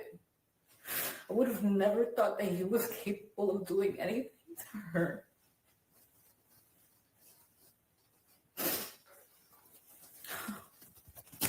Do you think Jennifer had anything to do with this? No, bro. No. It's impossible, bro. No. Why do you say that? Because we're not like that. Like, we're not, dude. Like, we love our kids.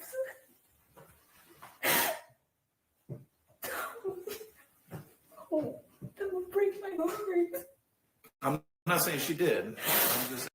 I'm sorry that this is hard to hear. I do want to provide a trigger warning. And yeah, it is scary to look Stefan in the eyes after that, and have him look you in the eyes and just straight lie to your face while looking into your eyes. Something scary to think about. This is sad. I'm sorry that we're having to hear this. This is hard to listen to. Just asking. I know, but no, I can't see her. I can't see her being okay with this. No.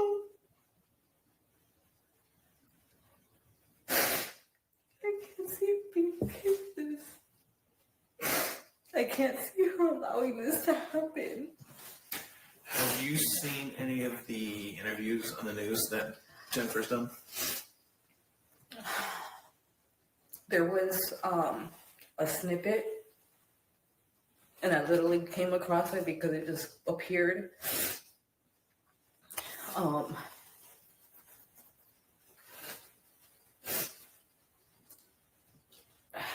mean, I know Jen. I know, at least what I know of Jen is I know when she's nervous, right? I know when she's not okay. And what I saw there was someone that, and again, it's a snippet. I haven't seen all of them. I don't know how many she did. Mm-hmm. And I think that, I mean, I've spoken to her several times already. Sometimes when we're speaking, she seems a little disconnected. Is that normal? So a lot of, and maybe this was my mistake, but a lot of if there's any type of like disconnection, I would say would be because of the medication.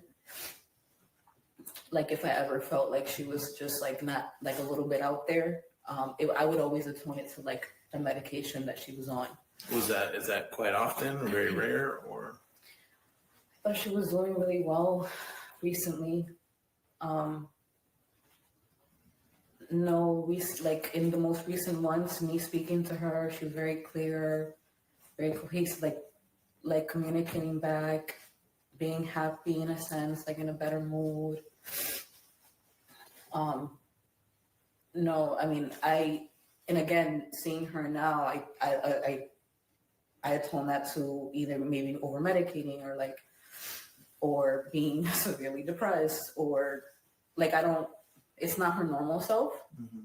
But yeah, if there's ever been time in the past where I felt like we were having conversation and she was kind of out there, I thought it would be because of the medication. Have you ever noticed any change in either Jen's demeanor or Maddie's demeanor when Stefan moved out?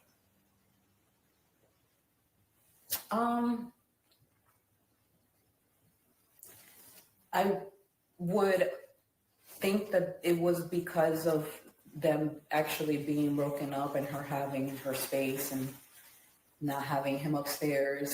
Like, I do feel like it was a better mood, a better situation. Again, I saw her in like a better light, but did she seem happier, sad, angry? I think there was moments where she felt lonely, maybe. After being with someone for so long, I can't imagine breaking up and stuff and then having to be alone. But I would say feel lonely. But all in all, I want to say it was like a good move. Like, it was a good thing. Like, did Jennifer ever talk to you about her and Stefan's sex life at all? No. Did she ever talk to you about her sex life in general at all? I mean, I know her like sexual orientation, right? Mm-hmm. But that's as far as like we talk in regards to that. I don't really honestly talk to my friends too much about that. Makes sense. Like super intimate, no. But we know each other's orientation and what we like. Got it. Now, for Jen, does she like boys or girls? Both? Both. Okay. Any idea about Stefan? Boys, girls, both? No. No. No. Did Jen ever tell you that she's sexually active still? No. If I would assume if she was, it would have been with Stefan. But I mean, we didn't talk about anybody new or anything like that. Like, as far as I know, she was on the Lonely Island. Like, we were all. Has she ever told you that her sex drive is gone? Anything like that? So I think at some point she had mentioned that as far as like part of like the symptoms. When did she mention this to you? During the time that she was having a difficult time with her medication, trying to find something out. But it was very like it was just one of the symptoms. Like, we didn't go into it. Because again, we didn't really we don't go into like super sexual stuff. Right. Is there anything that I need to know regarding this case that we haven't talked about today that you think?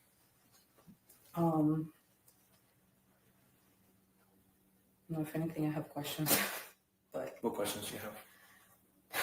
Some may not be able to answer. No, but I don't. I've been so like with blinders on, and I told myself that once I moved out of that place that I could like accept new information. Are you completely moved out? Like, all your stuff gone? Yeah. I'm supposed to help Angelica between 1 or 2 to move out the rest of her stuff. Because I need to talk to her again today too.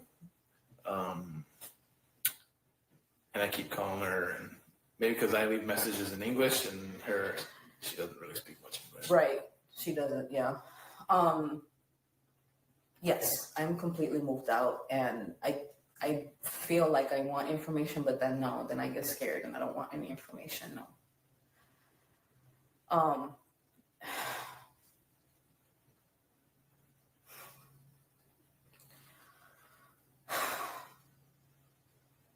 I mean, whatever you. I think I would be in that aspect too of like, I would want to know, but part of me wouldn't want to know, because it's a hard thing to deal with. We need to really get justice for her. I mean, to really close it, whatever. That's my job. I wish I would. Fuck.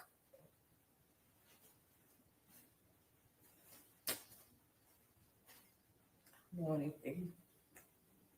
I just want to make sure that 100%, because obviously when tips come in and mention you by name, I just want to make sure that you're being 100% honest with us. And even if you did, you're not going to get in trouble for not saying anything.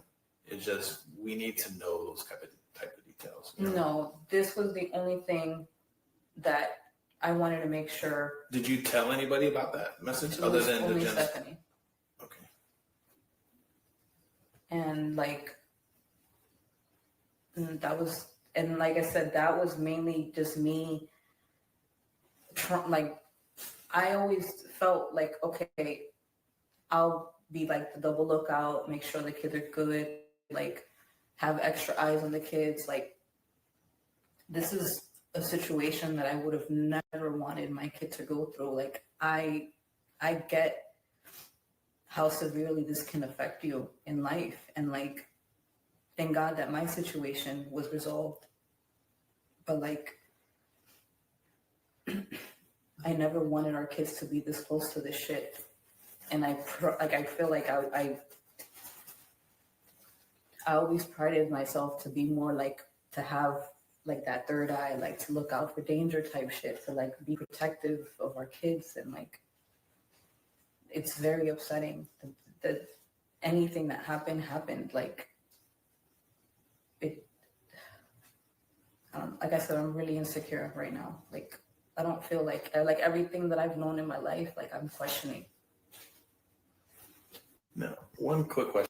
I really hate that she's going through that, because if you think about it, and you were in a household and you had no idea that was going on at all, and you just thought everything was normal, and then you find out that this has been going on for so long and so much damage has been done in a room a couple feet away from you, it would make you like question everything about your life. I mean, that's just, I hate that she's going through that. That's a hard thing to process.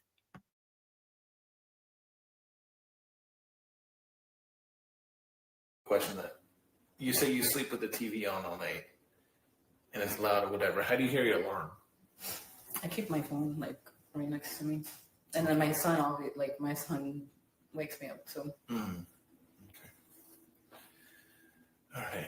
Can you think of anything else? What I'm going to do is I'm going to give you my cell phone number, okay? Mm-hmm. Feel free to call or text me anytime, day or night, if you can remember the slightest little detail that we did not talk about today. Mm-hmm. Would you mind please calling me or text me and let me know, like, whatever that may be? Okay. We're going to, it is 12:03 p.m. We're going to conclude this interview.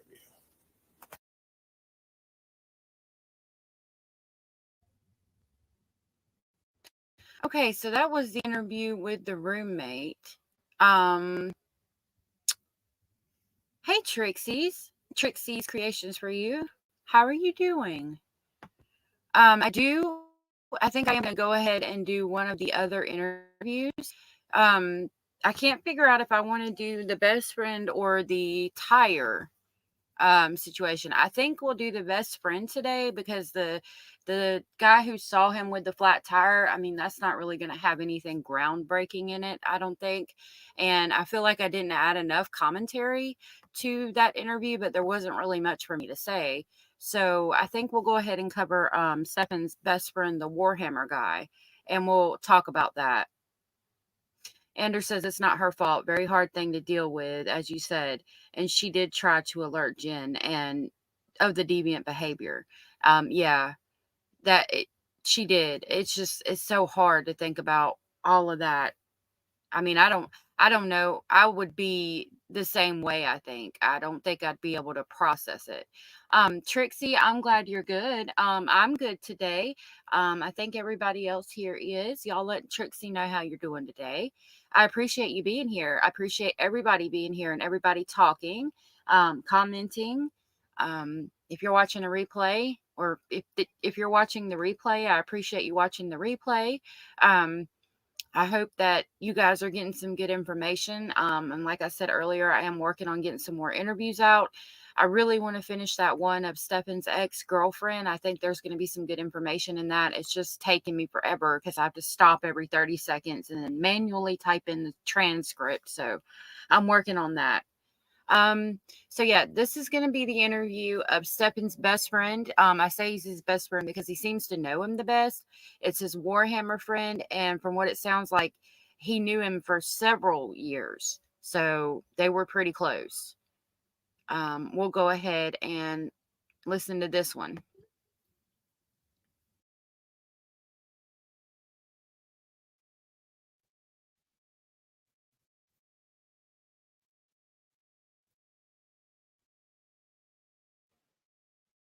Oh, hold on. I'm sorry. I forgot to present. Let me put it up here so y'all can see it. Oh, thank you. Trixie, I did share the link. If you ever want to come up, I can put it back in chat. If anybody wants to join me on panel and have your voice heard, I will drop the link for you. I didn't mean to do that. I will drop the link for you so that you can come up here and you can talk with me and you'll be on the video. This is an interview with All right, so I'm going to make this full screen and we'll jump right in. Stefan's long-term Warhammer friend, and it sounds like this friend knows Stefan best of all. Okay, the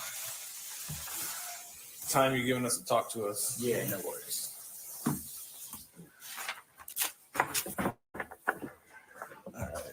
I had a comment earlier say that this guy sounds like he's from up north, and yeah, I was gonna agree with that. I think he sounds Boston to me. I went to Boston and lived for about 2 months when I was a young adult, like I just turned 18, and he sounds like the people up there, maybe Cape Cod area. There's specific accents for specific parts of Boston. But yeah, he sounds like he's from Boston. It could be a New York accent, but it sounds more like Boston to me. I could be wrong there. That's just my opinion. Date is March 6, 2024. Time is 9:06 a.m. You're at myself, Detective Morris, Detective Smallwood, and Frank. Spell your last name for me. Peralta. And what's your birthday? June 16th, 1990. Okay. And I have your phone number. All right. So I'm sure you're aware of the reason why we're here. We're doing an investigation of the death of a young lady named Madeline Soda. Oh yeah, I found out real late in the game. So I only found out like 4 days ago. Gotcha. I was just sitting in the back smoking a cigarette, going through Google News, and then all of a sudden that popped up. Mm-hmm. Like, holy shit! I would have never expected a day in my life to happen or something like that. Right. Like what other I have heard other people come out talk on these interviews on YouTube. What they say, how they know Stefan, was completely different. How I knew Stefan. So how did you know Stefan? I met him like 3 years ago. I got into a game called Warhammer. Okay. And it was just like you painted models and like things like that. And you played them on the table. Right. And I got along with him right away. And I was like, okay. And he smoked a little weed, so I was like, okay, someone can smoke a little weed with and hang out with and play some of this game with and bullshit with. So, and he didn't seem like weird. He never gave me those vibes at all. Mm-hmm. But like things recently, you know, things he said like clicked in my brain, like, you know, they weren't together. So I don't understand why they're saying they're boyfriend girlfriend. Mm-hmm. They weren't in a relationship. He moved back here because they had broken up. When did he move back here? He moved back here like 4 months ago. Okay. He wasn't living there, so he went there to visit for something. Like even before they were together, he would go there periodically. This has to be he moved there 2 years ago, so that would be. So Anders, yeah, that's this interview. This guy talks about him trying to like be like, you know, hey, that's a pretty girl. Why don't you go talk to her? And Stefan just not being interested. So we'll hear that in a minute. 2022. So 2021, he would go there like once a month, twice a month. He would go up there and go visit Jenny. When's the last time you saw him down here? I actually hung out with him. When did this happen? What date? Like the beginning of last week. So I guess maybe a weekend or two before. He came out with us. I introduced him to two friends. We went to Dean's downtown to Punta Gorda, hung out. Everything was cool. Even my two friends liked him. So that was the last time I seen him. And then I was wondering why I haven't heard from him. Because usually he would come here or hang out. Did he talk about Jen or? Yeah, he talked about Jen decently. Yeah. But he talked about that. He was talking about that girl more recently, like towards this happening. So it's like he was more upset that because they created such a strong bond. Now I know what that strong bond meant. So he would talk more about Jen's daughter. Mm-hmm. What would he say about her? Nothing. Just like he felt bad for her and they supposedly still had contact in between of them, like him not living there anymore. Gotcha. And supposedly when he lived there 2 years ago, because I kept contact with Stefan, he had visited one time. They were broken up within like the first 6 months of him living there. So he was living at the house with them when they were not in a relationship. So, did he say why he would go back and visit? He'd go back to visit Jen and the daughter. So. How would he refer to Jen's daughter? By name, just by my girlfriend's daughter, Madeline, stepdaughter, sometimes things like that. And how did he describe his relationship with her? It was a strong bond. They had a strong bond. Okay. How did he describe his relationship with Jen? Didn't really describe the relationship they ever had. Okay. Honestly, they were just a couple. Gotcha. Where was he living when he was down here? Parents. With his parents' house? Yeah, I've only been there one time. We weren't. So that's weird. He talked more about the strong bond he had with Maddie than he did about him and Jen's relationship. Like we know why now, but that's weird. Really allowed there. Why not? I don't know. His mom bred poodles, so the house is packed with dogs. Right. And I only been there one time, and his room was a disaster. Like it was like unkept. I mean, I was like, whoa. Is that the type of person he is? Is he kind of like a messy person, or? He didn't seem like that to me because I mean, all those Warhammer things, that was like complete organization. So for the room to be like that was like a throw off. Like, well, why is it like there's soda cans and candy everywhere? And it's like, I mean, I know he took it. So that's again gonna portray his narcissistic personality. Cleaning his room doesn't interest him, so that shit doesn't matter. It's messy, whatever. Warhammer interests him, so all of the organization and focus you have to have for that, he's definitely gonna have because Warhammer is something he's interested in, right? Took Adderall, so I mean, he was up all times of the hours. He wouldn't wake up every day until like 4:30, 5 o'clock, maybe 5:30 every single day. It was always weird to me because dude's almost 40, doesn't work, but has money to buy all these expensive Warhammer things. Do you know where he gets his money from? That I don't know. I always wondered where the heck he get. I mean, maybe I thought he was maybe good at saving money, but like, I mean, how could someone save that much money that they have enough money for 3 years? So. That's another thing. I think the police are picking up on the fact that he might have been selling images. I think they know. I think that's why they keep asking people, do you know where he got his money from? Now you mentioned he was taking Adderall. Was it typical from during the time that you've known him to be up all night? Oh yeah. Okay. Oh yeah. When he came back, he lost a lot of weight. And that's a thing. That's another sign of somebody who's on Adderall that doesn't really need it. If it's making you stay up all hours of the night and things like that, the stimulant is reacting like it's supposed to, which means more than likely you don't have ADHD because it's stimulating you. For people who have ADHD, stimulants don't do that. Like I said, my kids, all 4 of the kids here have ADHD, and they get coffee in the morning, and it helps them be able to sit down and focus on their schoolwork. It sounds crazy. Actually, a doctor told me that. They said, because I don't do medications and things like that. So he said, try to give them coffee. And I was like, are you serious right now? Because that would be like, shooting myself in the foot. And they were like, no, try it. And it actually works. Because stimulants don't have the same effect on people who have ADHD. It makes them be able to focus and do, like a normal person would that doesn't have ADHD. So for him to be up all hours of the night taking Adderall, which is a stimulant, tells me he didn't have ADHD. He was taking it to get high. So, any idea what other medicine he was taking? Ativan. And I recently I messed up, and I don't know because I read a couple documents on there. And I don't know if the letter category F means the girl was unconscious or anything, but in recent days he talked about how strong that sleeping medicine was and how safe it was. Mhm. So, And who does he take that medication, or is he saying? I don't know if he takes his sleeping medicine. Mhm. That I don't know. Okay. Yeah, that I don't know. I've never even seen. I know he takes the Adderall. I've never seen him take the Ativan either. But I Mhm. know he takes the Adderall. I've seen him take that. Got it. Did when he lived down here, when they were split up, did he have a girlfriend or anything like that down here? Was he dating anybody, seeing No. anybody, or No. what question was that? So what is this Warhammer? We've heard this a couple of different times. I understand it's some type of game, Yeah, it's and game. everyone keeps saying it's expensive. It's real expensive. What- It's like, super what is it? expensive. I got out of it because of how expensive it is. Okay, explain to us what expensive is. I mean, dude, it cost me a couple $1,000s within. I mean, like 6 months. It cost me at least $2,000 with the play that thing. So he had 3 whole armies. Mhm. So I mean, you're talking.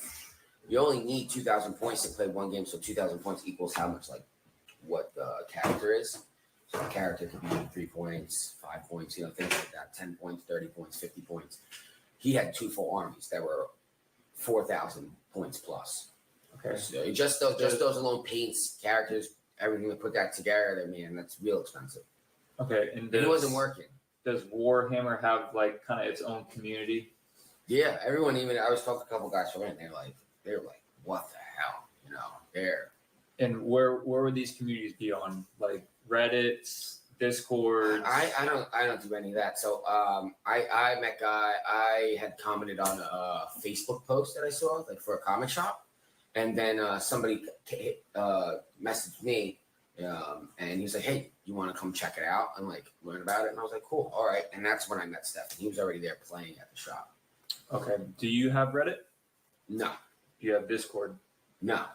Do you know Stefan to have those things? Stefan has Reddit for sure. Yeah. What makes you say that? He used to always tell me to go on Warhammer, like the Warhammer things, and go check for Reddit and stuff like that and Discords. Okay. Explain to us what Discord is. I mean, to me, on Xbox I have it, but it's like you can find people to play. Like we have used it to find people to play Call of Duty, like Warzone. Sorry. So you can like find people to join in the chat with you, depending on how many players. Like you can go to like different chats in like 3P, 4P, so you can get 4 players, 2 players, 2 players, and then someone random would hop in there and say, "Hey, I'm ready. I'll play a game with you." And then okay, cool, and then you start up a match. That's the only instance I know that stuff for. Okay. Do you know anyone that would know if he has a Discord? No, I don't know. Because I don't even know any. I only know Stefan. I don't know if Stefan even has any other friends like that. Okay. I didn't know if you had mutual friends from here. No, I mean, the only other 2 guys is the guy who invited me to Warhammer, and the other guy that he's supposedly recently with. I mean, I don't want to say names because I don't know if they want to be like me and dad or anything like that and bothered. One kid, his mom was like really sick with cancer, so I don't want to get But I talked to him recently, and I mean, I was the only one Stefan told for like a really long time that he was even back. So, but Why would he keep that secret? I don't know. I always found that weird. Why wouldn't you want to go play Warhammer and see all those guys again? Have you ever met Jen? Twice on FaceTime. And what was the context of it? Stefan was just talking to her, and he was here. We were playing Warhammer, and he just took a break, talked to her, and that was really it. Okay. During those, do you remember when that was? Oh, that was before he moved there. So he moved there like 2022 around that time. So I don't know, maybe within 6 months, 8 to 6 months, 6 to 8 months prior, I guess. And I think I already asked it, but did he tell you what kind of relationship him and Jen had? Was it a good relationship, or? I mean, if he was moving there, I guess, because they were doing like long distance and stuff like that. So I guess it was pretty good. I guess. Now it seems like you're pretty good friends with Stefan. So, did he ever have any kind of sexual conversation with you, like, "Hey, this chick's hot," or anything like that? Never. Never. Not ever, just. I'm not talking about just kids. I'm just talking about women. No. That never. Definitely not that, because I would have lost my mind.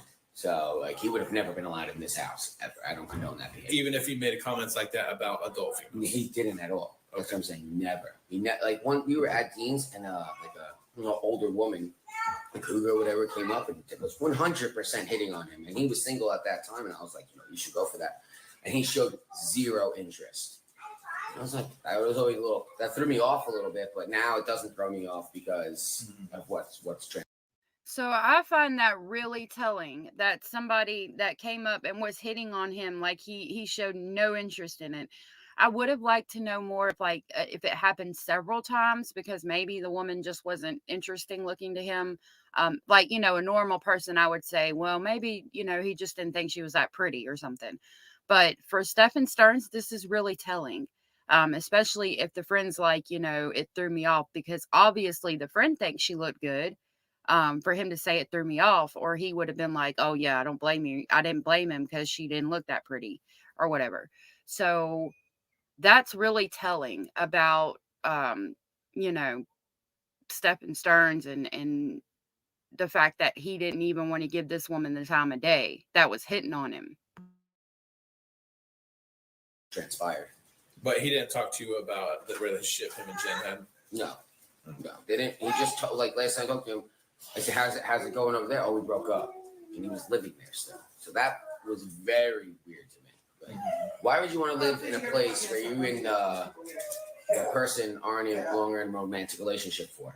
But now it makes sense why he was staying. Did he ever talk to you? Did he ever tell you why he would go visit Jen? Yeah, to go see Jen and the kid. He was there all the time. He built a relationship with him.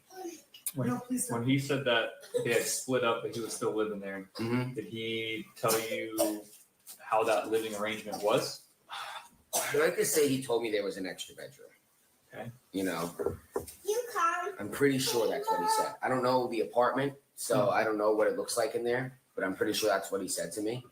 I don't think he would have been staying on the couch. That would have really made no sense to me, but I'm pretty sure he said there was an extra bedroom in there. Okay, did Jen ever come visit him down here? Do you know? No, she never came down here. No. But she definitely. But again, like this guy said, why are you going to go stay in a house with a woman that you're broken up with, that you're not even in a relationship with? It doesn't make any sense. Provided him Adderall. That I know. She definitely, when he would run out, she definitely once or twice has provided him with Adderall. So. Did he ever? So that's telling me, I don't think Jen is on Adderall. So was Jen still in Madeline's Adderall and giving it to Stefan? Was Stefan still in Madeline's Adderall? Were they all just trading meds? Because it sounded like it was a regular pharmacy in that house. Did he ever mention if Jen had any roommates or anything like that? No. I've never heard anything. I really like to say he didn't really explain much of anything. Just that he was going out with this girl, that they had broken up within like 6 months of him moving in there, and then he still lived there until roughly 3-4 months ago. He moved back to his parents. Okay. And you said the last time you actually spoke with him was when? Like a weekend or two before this actually happened. So now, was that I via can text or I can actually look it up right now. It's not on my phone from him, but I'm talking to my buddy Duke.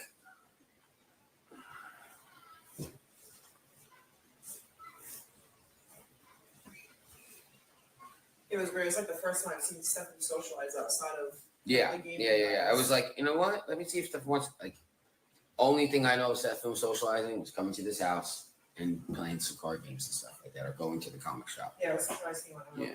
Watch out, Loki. Okay. So what date was February 18th was a Sunday, right? I'm pretty sure. Let me check.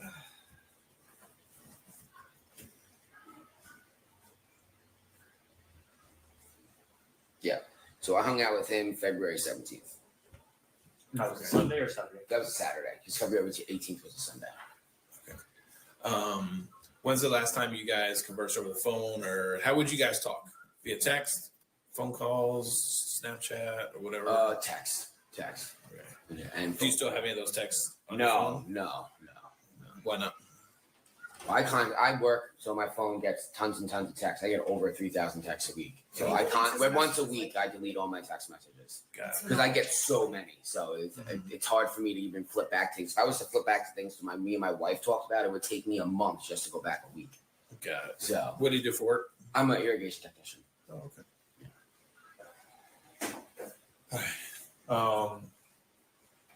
So you know a little bit about his parents and they breed poodles. Yeah, I know his dad. You know where they live?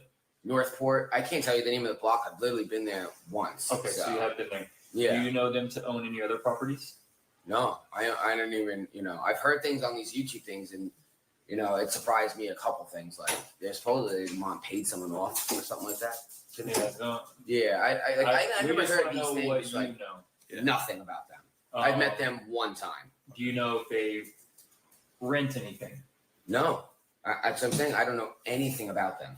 Okay. I've met them. You don't one know time. them to own a storage unit, anything like that? No. I've literally met them one time. I've met the dad. I've shook his hand once. I've met his mom. I've said hello to her once. And I was in there for maybe 15 minutes and we left because how loud it was because of the poodles. Okay. For Warhammer, is there like a username and stuff for that? Gamer No. tag? No, it's just Stefan. Okay. Yeah, you go by your first name. It's not like anything like that. So Warhammer's not online. It's like a No, it's game actual person. in-person game. Oh, okay. Now That's when you said Discord or Reddit for it. No, like maybe a Reddit because you can like buy and sell them on Reddit or something like that. He's always told me to go check that out, but I've never been much of a Reddit user, honestly. I've tried. I didn't know if it was kind of like a World of Warcraft or something like that. Isn't that online? Yeah, no, it's not like It's that. not like that. No. It's just an actual. You paint this stuff and you're on the table playing. There's like a mat and it's like things like that. Oh, okay. Yeah. Now I better understand. Yeah. No, this is like an in-person game, just kind of like Magic the Gathering or like a Pokemon cards game, stuff like that. Okay. Yeah. But this is like actual like models that you build to put together It's and like paint and like that's why it's so expensive. That's why it's so expensive because you buy them in little packs and then you individually paint each one. So you got to buy the paints and all the brushes. Yeah, a pack is minimum. And then you would battle somebody? Yeah. On the table. Yeah, roll dice. Make Roll like dice. little Choose what like attack you're gonna do and things cars like that. and stuff like war vehicles and stuff like that. Okay. Just because I'm recording this and your name is Oh, sorry, Brittany. Brittany. What's your last name? ATZ. Okay, and you guys are husband and wife? I mean, we've Not been legally. together, not legally, but we've been Boyfriend, together for a long time. Yeah, Got 10 it. years Okay. plus. So What's your date of That's very possible and a good perspective on that. birth? June 16th, 1990. Anders. Frank, June 16, 1990. Yeah. And yours, Brittany? February 27th, 1989. Okay, thank you. Yeah, the reason I called because I was one of the last person that I'm pretty sure he saw before this all happened. So I mean, I can only tell you what. Did he tell you he was going to Kissimmee? He was supposed to go to Kissimmee that weekend that we hung out on the 17th. Why didn't But he then go? didn't. So he was like, I don't know, I'll let you know. And I was like, okay. And he's like, all right, I'm not gonna go. I'll come hang out. He said why? Nope. But he was talking about that girl that day, how they supposedly still had contact, and Why would he bring her up? Like, how would? like it That was conversation like would start. they were talking about the breakup, him and my friend, and then that girl just came up out of it. Like, oh, he was sad that or like upset because they had created such a strong bond or something like that. So Now he, that seems weird to me. Then it didn't really seem weird to me because it was just like, okay, you were with this person for a while, you lived there. It's a child. so he was telling you, and correct me if I'm wrong, that he was upset that him and Jen broke up because he created Well, such yeah, a strong me bond and the with. person that were here that I had introduced him when we were going to go out. That, yeah. But that was the context of his conversation: is that he was upset that him and Jen broke up or breaking up, Yeah. broke up because he was upset about the strong bond that he created with Maddie. Yeah. Well, but now we know it's not a bond. It's fucking sick. So. Right. It seems so innocent when it's just said without context. Like, if Yeah. I was in a relationship with somebody long term, several years, and now their kid, we're splitting up, of course I'm going to miss that kid. But now with the context, it just seems Yeah, hindsight's 20/20, right? Right, exactly. When you talk it, it's just regular. It seems so innocent. Right. And when he sent me this, I was like, "What is that? What?" I mean, my kids love him. He's, Yeah, that's what I'm saying. Like, I never would have thought in a million years Stefan would be capable of this type of behavior. Right. This one, I was watching the video. I had That was like on his face, and he's like, "Oh, that's nothing. Daddy's friend." I'm like, "Yeah, he's in trouble." And just kind of left it at that. Now, let me ask you this, since you opened that can of worms, has he ever been alone with No. But that makes me wonder now. It's like, Stefan used to give me a lot of free things, like, cards and these Blood Bowl characters, a pad. Like, was he trying to groom, like, get me comfortable enough for me to be like, "Hey, I gotta go to the store real quick. I'll be right back." Mm-hmm. Like, that's in the back of my mind too, because it's just sick. I would have never expected this, because I would have never been friends with somebody that does these type of things. Right. Right, we can't even go to Walmart without him being like, "Get away from my kids." Yeah. To random school people, it's gotta be nice. It's honestly really sick, and it's That's why it's so upsetting. Like, every time I see those pictures of him online, it's like it rattles my brain. Like, how didn't I know this person was doing these things? Gotcha. Did he ever talk about, as far as when he would go to Kissimmee and stay with Jen and Maddie, his sleeping arrangements? It's saying he told me there was a spare bedroom there. That's what I'm saying. Like, when they broke up, I'm sure. I mean, to me, even when they were together. I mean, to me, he didn't tell me anything about that. But my assumption would be he'd be staying in the room with her. That's just usually what people in her as being Jennifer. Yeah. I know you said that you knew him to take Adderall. Yeah. Did you know him to take anything else? No, I mean, the time we were down, we just smoked a little pot and we had a couple beers. Yeah, I'm talking about prescriptions. No. I don't know anything else about it. Like, I tell you, I know he had prescription for Adderall, Ativan, and then in recent days he talked about the next thing. Do you know what those are?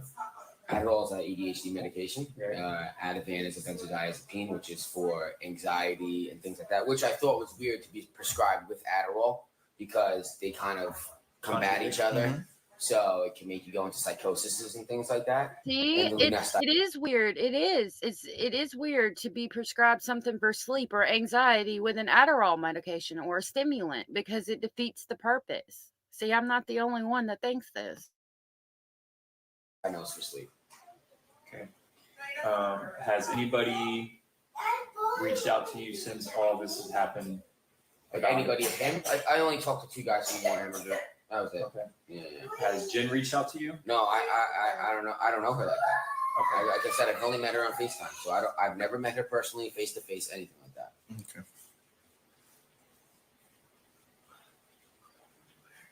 Now he says he takes sleeping medication, but yet he's continuously up all night. Yeah, that's what I'm saying. And then he would sleep all day. Like all day. You couldn't get in touch with Stefan until like at least 5 o'clock. Like the earliest, 4:30, 5 o'clock, and then he'd get you up. Okay.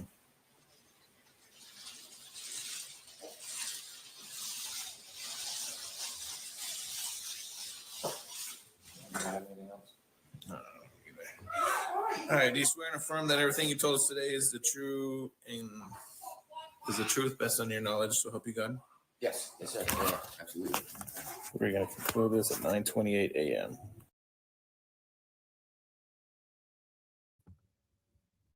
All right, so that's all of that interview. Let me look and see. This one's 25 minutes. We'll go ahead and do this one too, and then I'll get some more interviews loaded, and we'll go over them. I also want to redo where I read the indictment for P. Diddy. I don't know how it's got a commercial because unless I didn't click on my video because I don't have monetization. Okay. Can you raise your right hand for me? So this is going to be the interview with the pedestrian that saw Stefan changing his flat tire. So we'll go ahead and do this one, and then I'll get some more interviews put out for you guys today. And at some point, I'm going to read over the Diddy indictment again. I read over it in one interview or one live, and I had to delete it because at the latter half of that, I did Stefan, and it showed nudity, so I had to delete that live.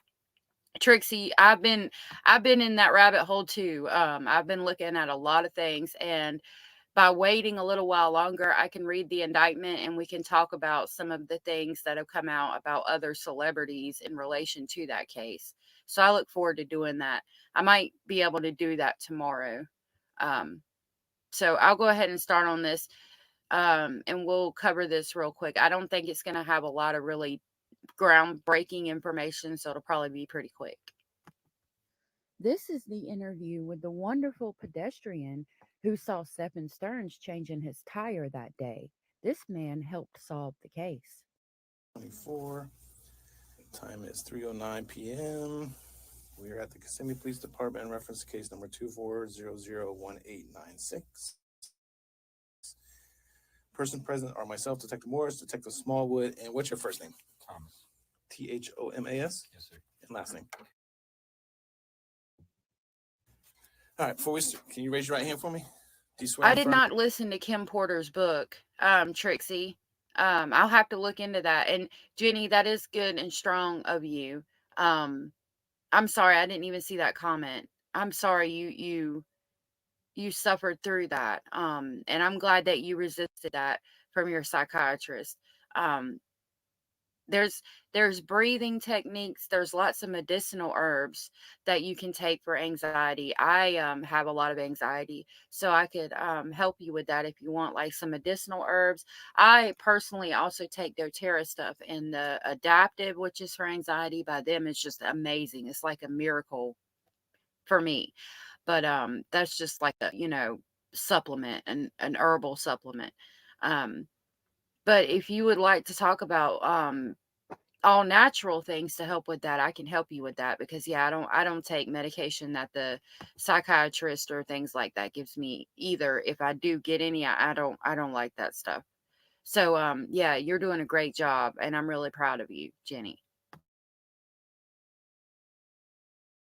Confirm that the statement you're about to give is the truth, nothing but the truth, to the best of your knowledge, so help you God. Yes, sir. So help me God. All right, perfect. Put your hand down. All right, so we've talked a little bit on the phone that you called in information about a current investigation that the police are working. Is that right? Yes, sir. Okay. When you made that call, why did you call the police? Let me ask you that. So I know I gave my information of what I saw that day to Crime Line. Okay. And they told me it was too vague. Okay. And so that's when I went out and took pictures of where I saw him. How did you know that's what you were looking for? I saw your guys' post. Okay, so this is really low. I'm going to turn it up a little bit, but that means the officer's going to be really loud. I probably should have done a transcript for this too, but I thought he said so he said he called the police department and they said they couldn't take his information because it was too vague. I thought they said too big, but that is crazy how they would have had this information so much more ahead of time if they had just taken this seriously. I'm glad they went back and looked at it, because this is what helped solve the case. Post Okay. That morning Okay. of the car and his face. Okay.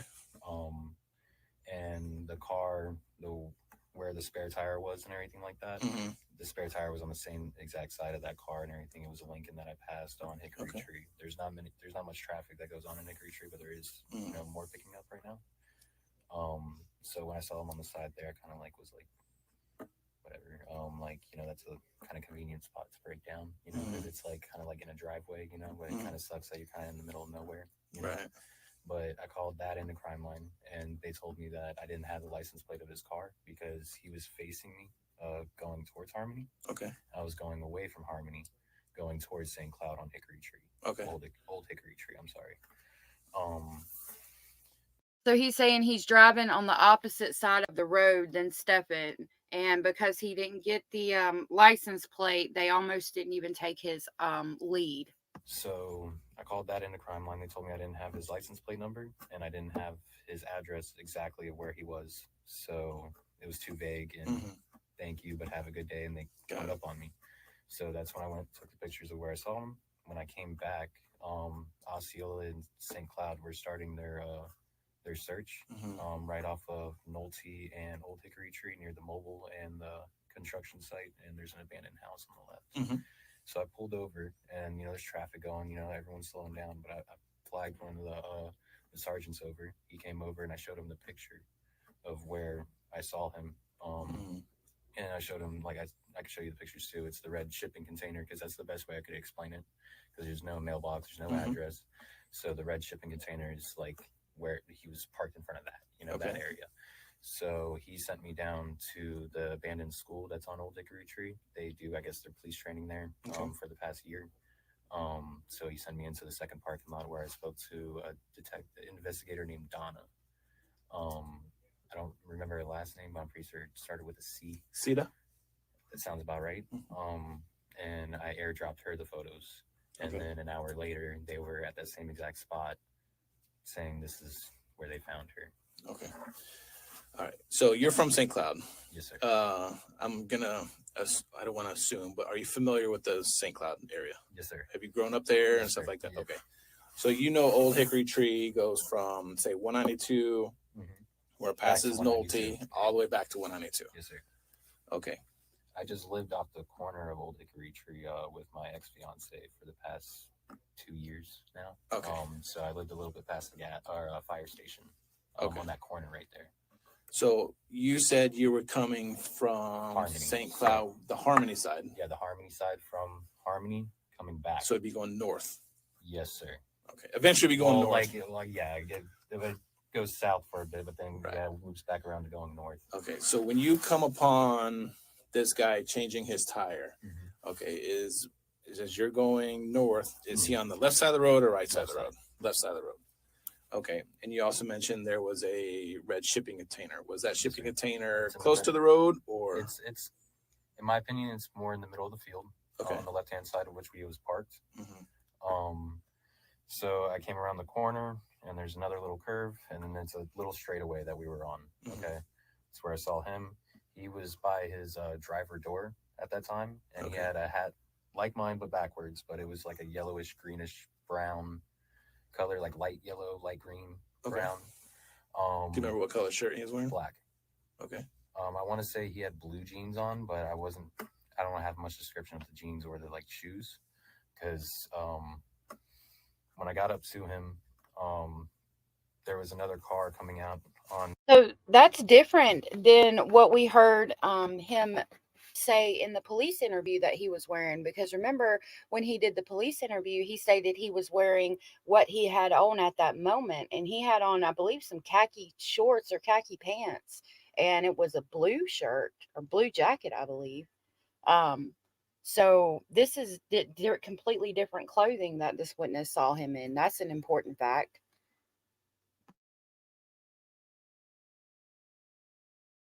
On his side, coming towards us, he had a tire iron in his hand.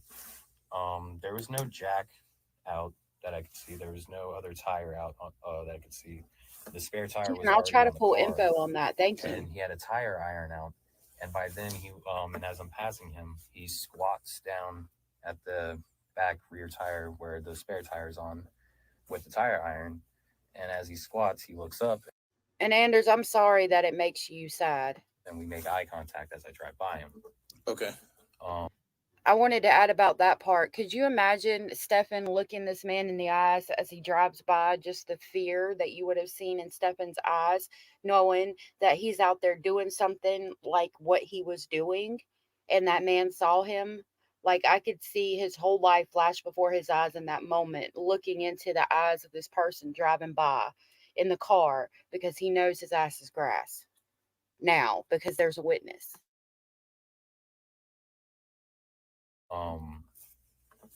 And that's kind of how I knew it was him, because I had to slow down just because we're on a 2-lane road. Okay. I don't want to say the speed limit there is like 50, so I slowed down to about 40. When I passed him. So yeah, the eye contact is what really did it for me. Not only the silver car with the spare tire exactly where it was, but the eye contact. Okay. This is not the scale. So this is going to be Hickory Tree Road. So say the middle of the road, this is going to be going north the way you were traveling. Okay. There's little Yeah, driveways yeah. that go each way, both into cattle fields or whatever. Okay, well, so this side has bamboo. This is Yes. the side of bamboo where they found her. okay. I took pictures facing towards this way because that's where I Okay. saw him. So I'm gonna draw your car here. That's gonna show you driving north. Okay. Okay. So just draw a square where his car was parked. Okay, and the front of his car is going to be on this side or that side? Okay. Now, can you draw an X where you saw him standing? Okay. And are you saying the spare tire was on this side or that's where you saw him? He was there right next to the spare tire. Okay, was the So spare tire already on the car? Spare tire was already on the car. On the car, there's no other tire here. There's no jack to put up or jack stands to put under the car. He was just standing there with the tire iron. Well, Okay. kneeled down. He kneeled down by that point of Mhm. me passing him and looks at me. He has a tire iron in his hand too. Okay. Okay, was his trunk open or closed? Closed. Closed. I didn't see anybody else in the vehicle either.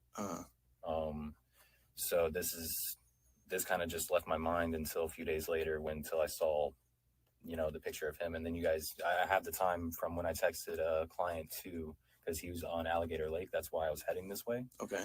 I just left Harmony to go to Alligator Lake. Cause it was at 1:20 when I texted him that I am 20 minutes away. I'm leaving, not that I'm leaving Harmony, but I am 20 minutes away. Okay. So when I saw the time frame of what you guys gave from 1:10 to 1:35, I'm like, this was definitely him. Okay. What time? So if you actually real quick before we get rid of this, can you just initial up here for me? And the date, which would be the 4th. Today's 3. Yeah. So, all right. So you're saying you're leaving the Harmony area to go to a client's house on Alligator Lake, which is north of where this is. Yes, sir. You saw him. Okay. So what time do you think you passed when he was changing his tire? So when I texted the client that I'm 20 minutes away. Like, where were you when you texted this client? I was in Harmony. Okay. And I was about to turn onto 192, or not about to turn onto 192, but I was coming the wrong way through Harmony. And I was like, okay, I meant to stop at the gas station. So I went back through Harmony, stopped at the Sunoco there. And when I left the Sunoco is when I saw him. Okay. Okay. That Monday. So the Sunoco is right there in front of Harmony High School. Okay. So I can go back and kind of try to see what time I was at the Sunoco. No, we'll worry about that. Okay. Did you get gas there or just go inside to get I something? want to say I got a hot dog and like a beer for later. Okay. But you went inside to get that stuff? Yes, sir. Okay. Remember what you were wearing? I mean, I can pick you out from I want to say I was wearing a bright green shirt with this cap. All right, so you left that Sunoco, went down to Hickory Tree. That's when you got on Hickory Tree to go north or to go to your next client. Yes, sir. I turned at the light, got on 192, then hopped on to Hickory Tree going back. Okay, so when you come out of Sunoco, to get to Hickory Tree, turn right or left? You turn left. Okay, and then how do you turn on to Hickory Tree from there? You have to turn into the turning lane, and then you have to cross back over 192, like they're going. So you're making another left. Yes. Got it. Okay. All right.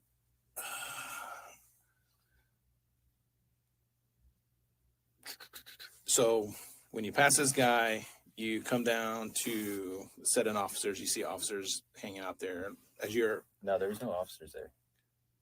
When did you find this search? Oh, so Wednesday is the one when you saw. Wednesday morning. No, it had to been when you guys were doing your search on Friday, because I had my son with me. I get my son on the weekends, so I had my son with me, and I want to say Friday morning is when I saw the post about the car and the picture of him, and that's when my heart sunk and I realized who it was. So when I called Crime Line, they hung up on me, told me too vague.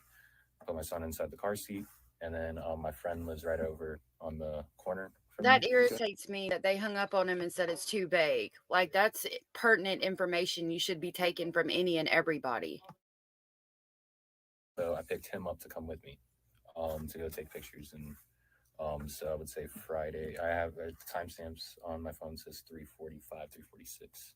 Okay. And then when I came back through is when I gave the photos. Okay. So when you talked to Donna, obviously you provided a statement to her as well. I think she said she talked to you for a little bit. She did talk to me, but I didn't write anything down for them. Okay, that's fine. The most she got was my first, last name, and my phone number.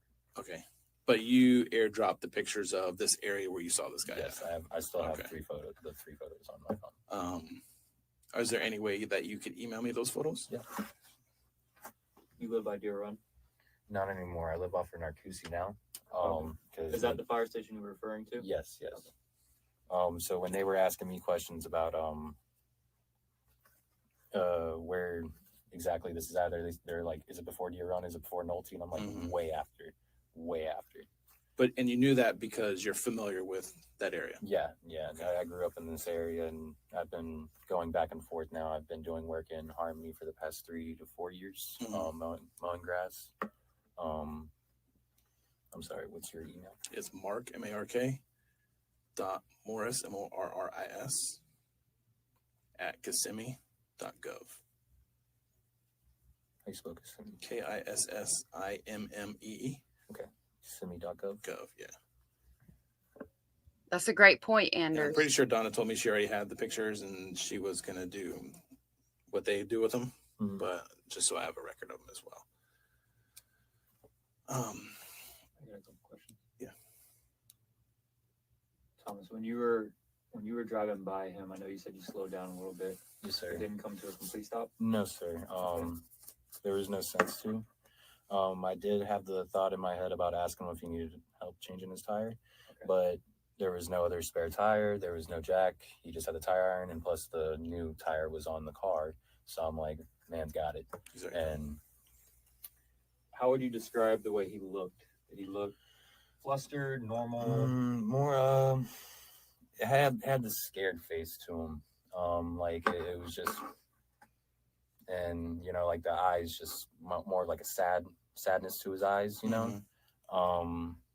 So, like I said, nothing about it made it seem off to me, just past him.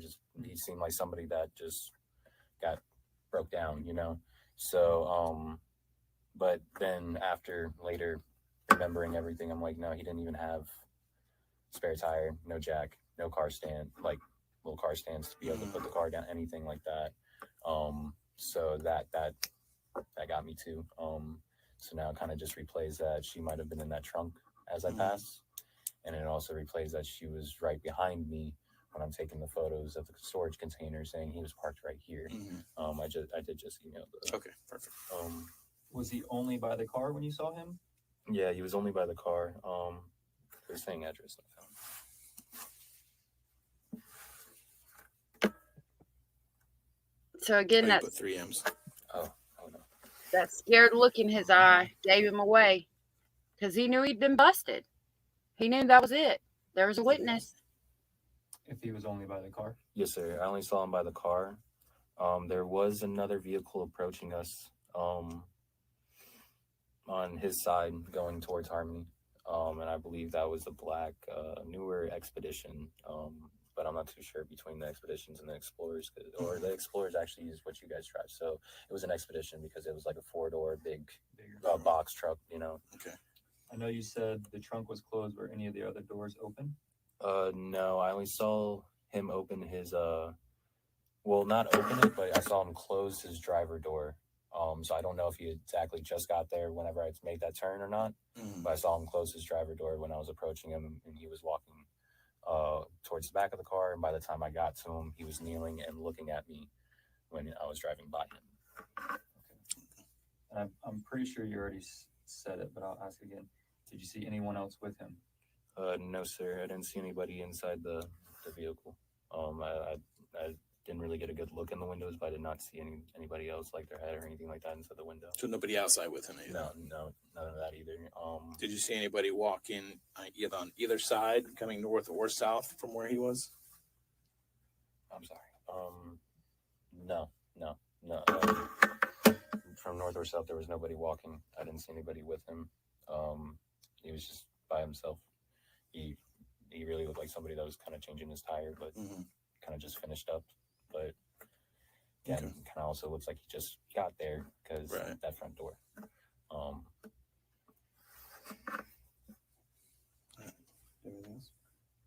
right, so we're gonna get somebody else to come in here and show you these pictures. So give us a minute. I'll be right back. Okay. All right. I guess the last question: did he appear? His clothes. What state would you say? Normal, dirty, clean? Remember anything specific about that? He was wearing a black shirt. So with the black shirt that he was wearing inside his mugshot was like the closest I could say that I like looked at the material. So I don't know if he even changed his clothes like when it came to that mugshot and that, or if he just rewore a short, if he has multiple of the shirts. So he didn't look dirty. He didn't look like he just walked through anything. He didn't have any like, stickers all over him.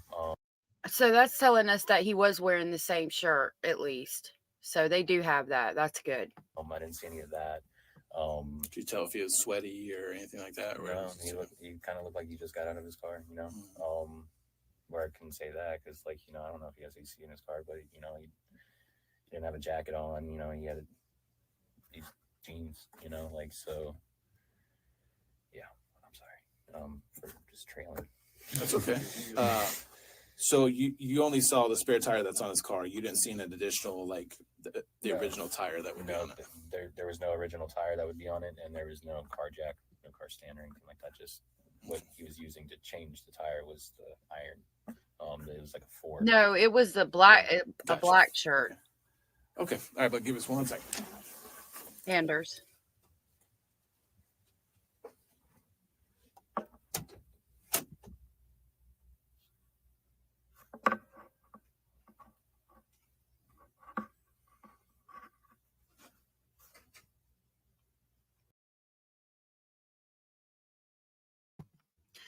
All right, so they're just going to go over photos in the end of this. I don't think that any of that, I didn't really feel like that interview was that important. I did want to go over like the look of fear in Stefan's eyes. I wish I could have seen that because I think he deserved every bit of that and more.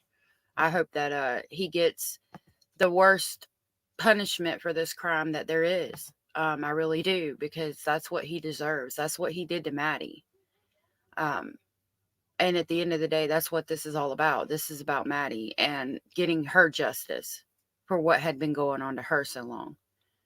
I'm going to go ahead and end this stream for today because we've been going for like over 2.5 hours. And I'm going to work on getting some more interviews out today.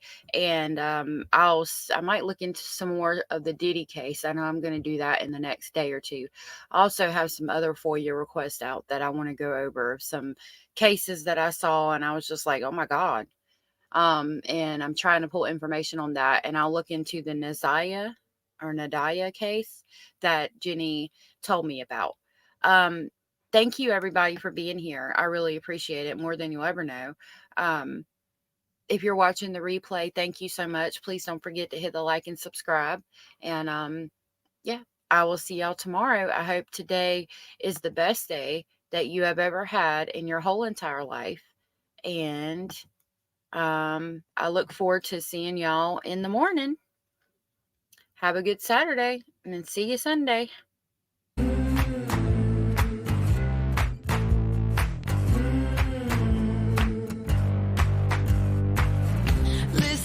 I gotta tell you, there is something you should know. I have never really liked you at all. I cannot hide it anymore.